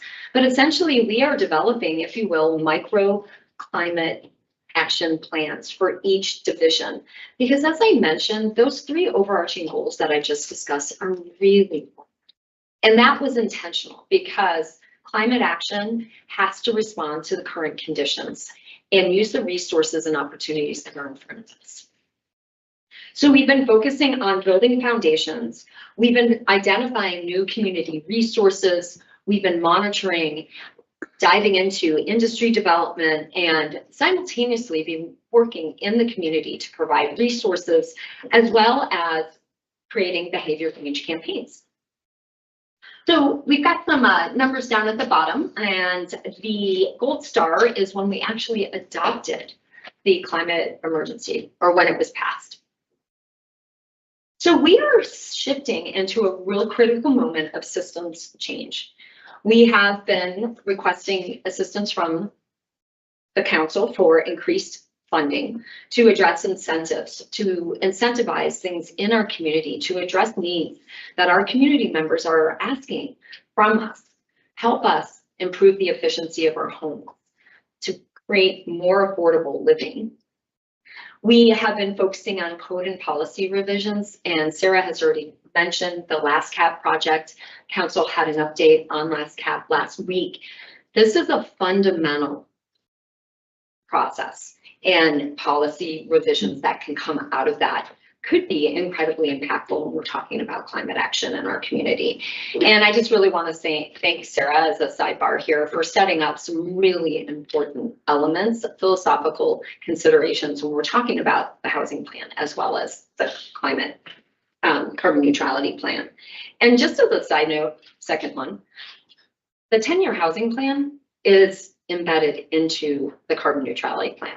We recognize that as a critical element of resilience in our community. Equally, the active transportation master plan is also embedded in the carbon neutrality plan, because carbon neutrality, climate action, is essentially hitting every element of the organization and the work that we do. So we're focusing, as I said, in these system change on strategic investments, technological advancements, and I'll have a couple slides up here in a moment, and local and regional leadership. We also are going to be in the systems change space this year, providing an update to our carbon neutrality plan. We have constantly been monitoring greenhouse gas emissions, and I'll provide a brief highlight snapshot of where we're at. But we want to update our carbon neutrality plan in a way that reflects, again, current conditions. And we will be in front of the council in April to talk about our plan to provide that update. Little teaser, our focus areas will be on graphic design. How many folks have read the plan? Okay, thank you. It's really long, and so it's not extremely accessible. So we're going to work on the graphics in there just to make it more accessible. And readability. We want to improve the readability of it.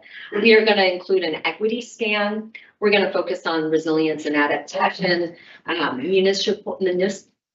municipal operations plans, which I just mentioned. These are going to be those micro climate action plans for each division. We know this is additional work, and we want to remove barriers for our internal partners. We're going to provide data updates as well as looking at trends and forecasts. We will be including an update on our climate assessment that was done from NOAA. What are we going to be expecting in the next 10, 20, 30 years in terms of climatic impacts for our region? And what does that mean for our community? And then finally, when we get to that 2028 year, we feel that we will be in full implementation, where climate action and resilience are the status quo, where we aren't thinking of climate action as an additionality. It's built into our systems. And I've got a circle around 2027, laying the foundations, focusing on systems change. We don't anticipate that until 2027 will we actually start to see significant greenhouse gas emission reductions. This is all strategic. So Council has seen this past June, but I wanted to offer it for those folks who have not had the opportunity to see this information. We track our municipal and our community greenhouse gas emissions. And what we know is that, again, this is very high level. We've been doing inventory since 2008. We've been tracking greenhouse gas emissions. And what we have on this slide is information from 2019, 2021, and 2023. We will be working on our 2024 data this summer and plugging in all those numbers to get that big picture, high-level snapshot. As you can see here, the big takeaway is that emissions have decreased only slightly from 2019 levels by a little over 1%. That might seem insignificant, but to put it into perspective, this reduction is equivalent to the electricity used by 2,000 homes a year in Flagstaff. So within each bar, emissions for the year are broken down by source. So across all the years, make sure you can see okay. Across all the years, building energy in the light blue accounts for the largest source of emissions at approximately 55% of total emissions, which is why we are focusing so heavily on our work in the community to reduce energy consumption, to bring up efficiencies. And so our programming with our limited resources is specifically targeted in that area. Next is transportation, and that's in the salmon color, and it's accounting for roughly 1/4 of emissions. Then we have emissions from solid waste in yellow. It's the 3rd largest source, contributing 13%. And then making up 2% is water and wastewater emissions in dark blue, and a few other sources that are clumped in. Zooming back out again, there was nearly a 6% decline in emissions between 2019 and 2021. And the reason I mention that is that we know during the pandemic, we can say a lot of that reduction was attributed to that. The point that I want to make is we know we can reduce emissions. How we reduce that is a whole different conversation.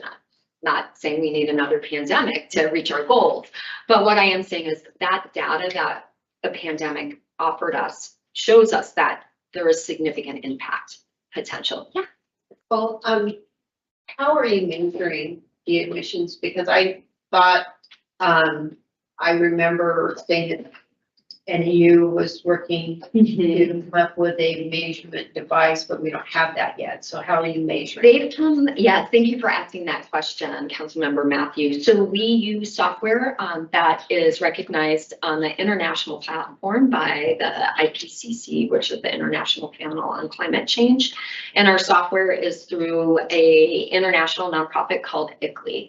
And so we essentially plug in data points that are internationally recognized as source. So we're going to be looking at our electricity. We're going to be looking at our natural gas consumption. We're going to be looking at VMT, vehicle miles traveled.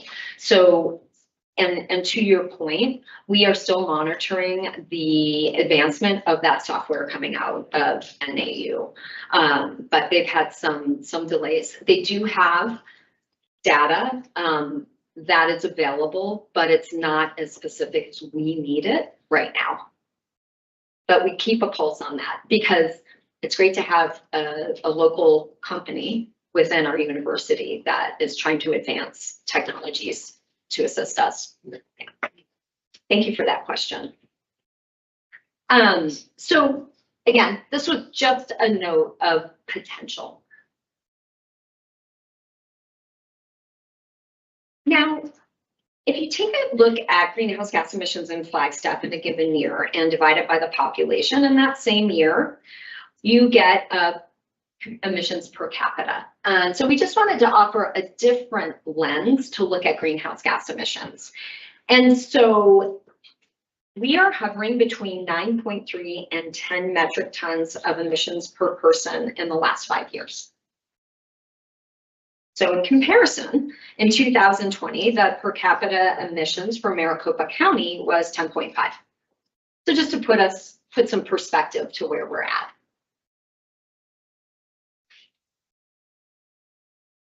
Okay, so how are we doing? I think this is the most important part. And again, this is from June of 2024. We're actually going to be back in front of council, as I mentioned, in April with an update on the revisions to the carbon neutrality plan, but we'll also have action updates. So these progress meters give us a quick snapshot of our work across the 4 priority areas in the new carbon neutrality plan. And to help meet our goals, we have 215 opportunities identified in the carbon neutrality plan. That's a lot. And that's because there's so many ways we can reduce greenhouse gas emissions and help us get to the goal of carbon neutrality by 2030. So the greenish teal color that you see is the percentage of actions completed. The yellow indicates actions that are in progress or ongoing, and the salmon represents the portion of actions that haven't been started. And if anyone is colorblind, I can step aside later and tell you what those are.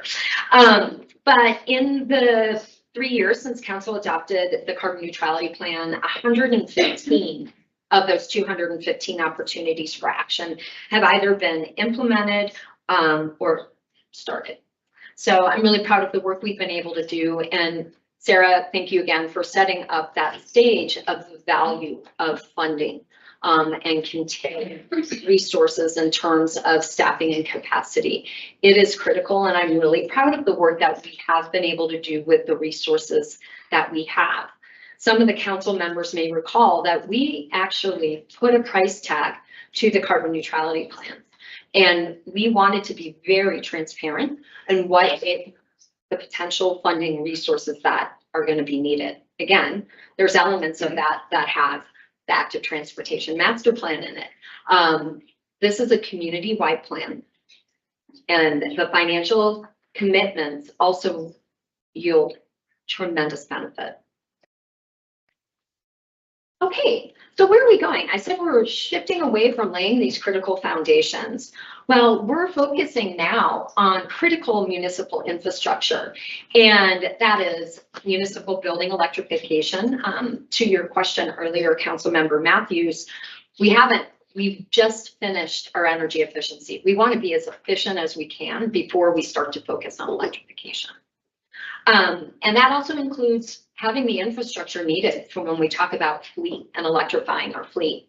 As we've heard, and there's been a lot of discussion at the dais and from community members, we want electric fire trucks, for example. A lot of the technology is not there, but our policies are designed to focus on where we can be right now. Emergency response is actually not included in our electric vehicle policy as EV first. We recognize that those resources aren't there yet. The technology will get there, but we have a lot of ability to learn from our neighbors. I think most of the council knows that Mesa has an electric fire engine and it's had some troubles, and it's fantastic. Thank you so much for taking that step forward, Mesa. We're going to learn from you. We are focusing on biochar, reliability biomass. And fun fact, I have some pictures for you all. Yeah, from Wildcat. And also clean energy investment. Yeah. Yeah.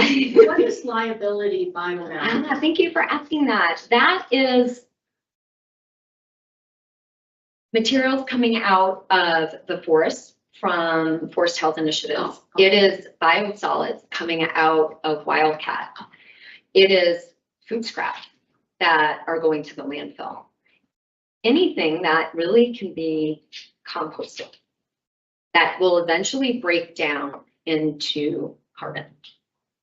So liability biomass is something we've been working a lot with our partners in water services and wildland fire. I believe I've spoken to the council before on a lot of the funding opportunities we have pursued to try to bring a initiative to Flagstaff that will help to answer a lot of the challenges that the wildland fire crews are facing or forest health treatments are facing with the treatment residuals, our challenges with biosolids at our wastewater treatment plants, and opportunity to bring this all together to actually store carbon in those. And I'll have a picture here in just a second, but that's liability biomass. It's quite broad. I think in Flagstaff, we tend to think only of forest products. Councilmembers? In that context, the relatively new company over the last year or so, Restoration Soils, former council member Art Babbitt and his colleagues have set up thermophilic composting out on the same road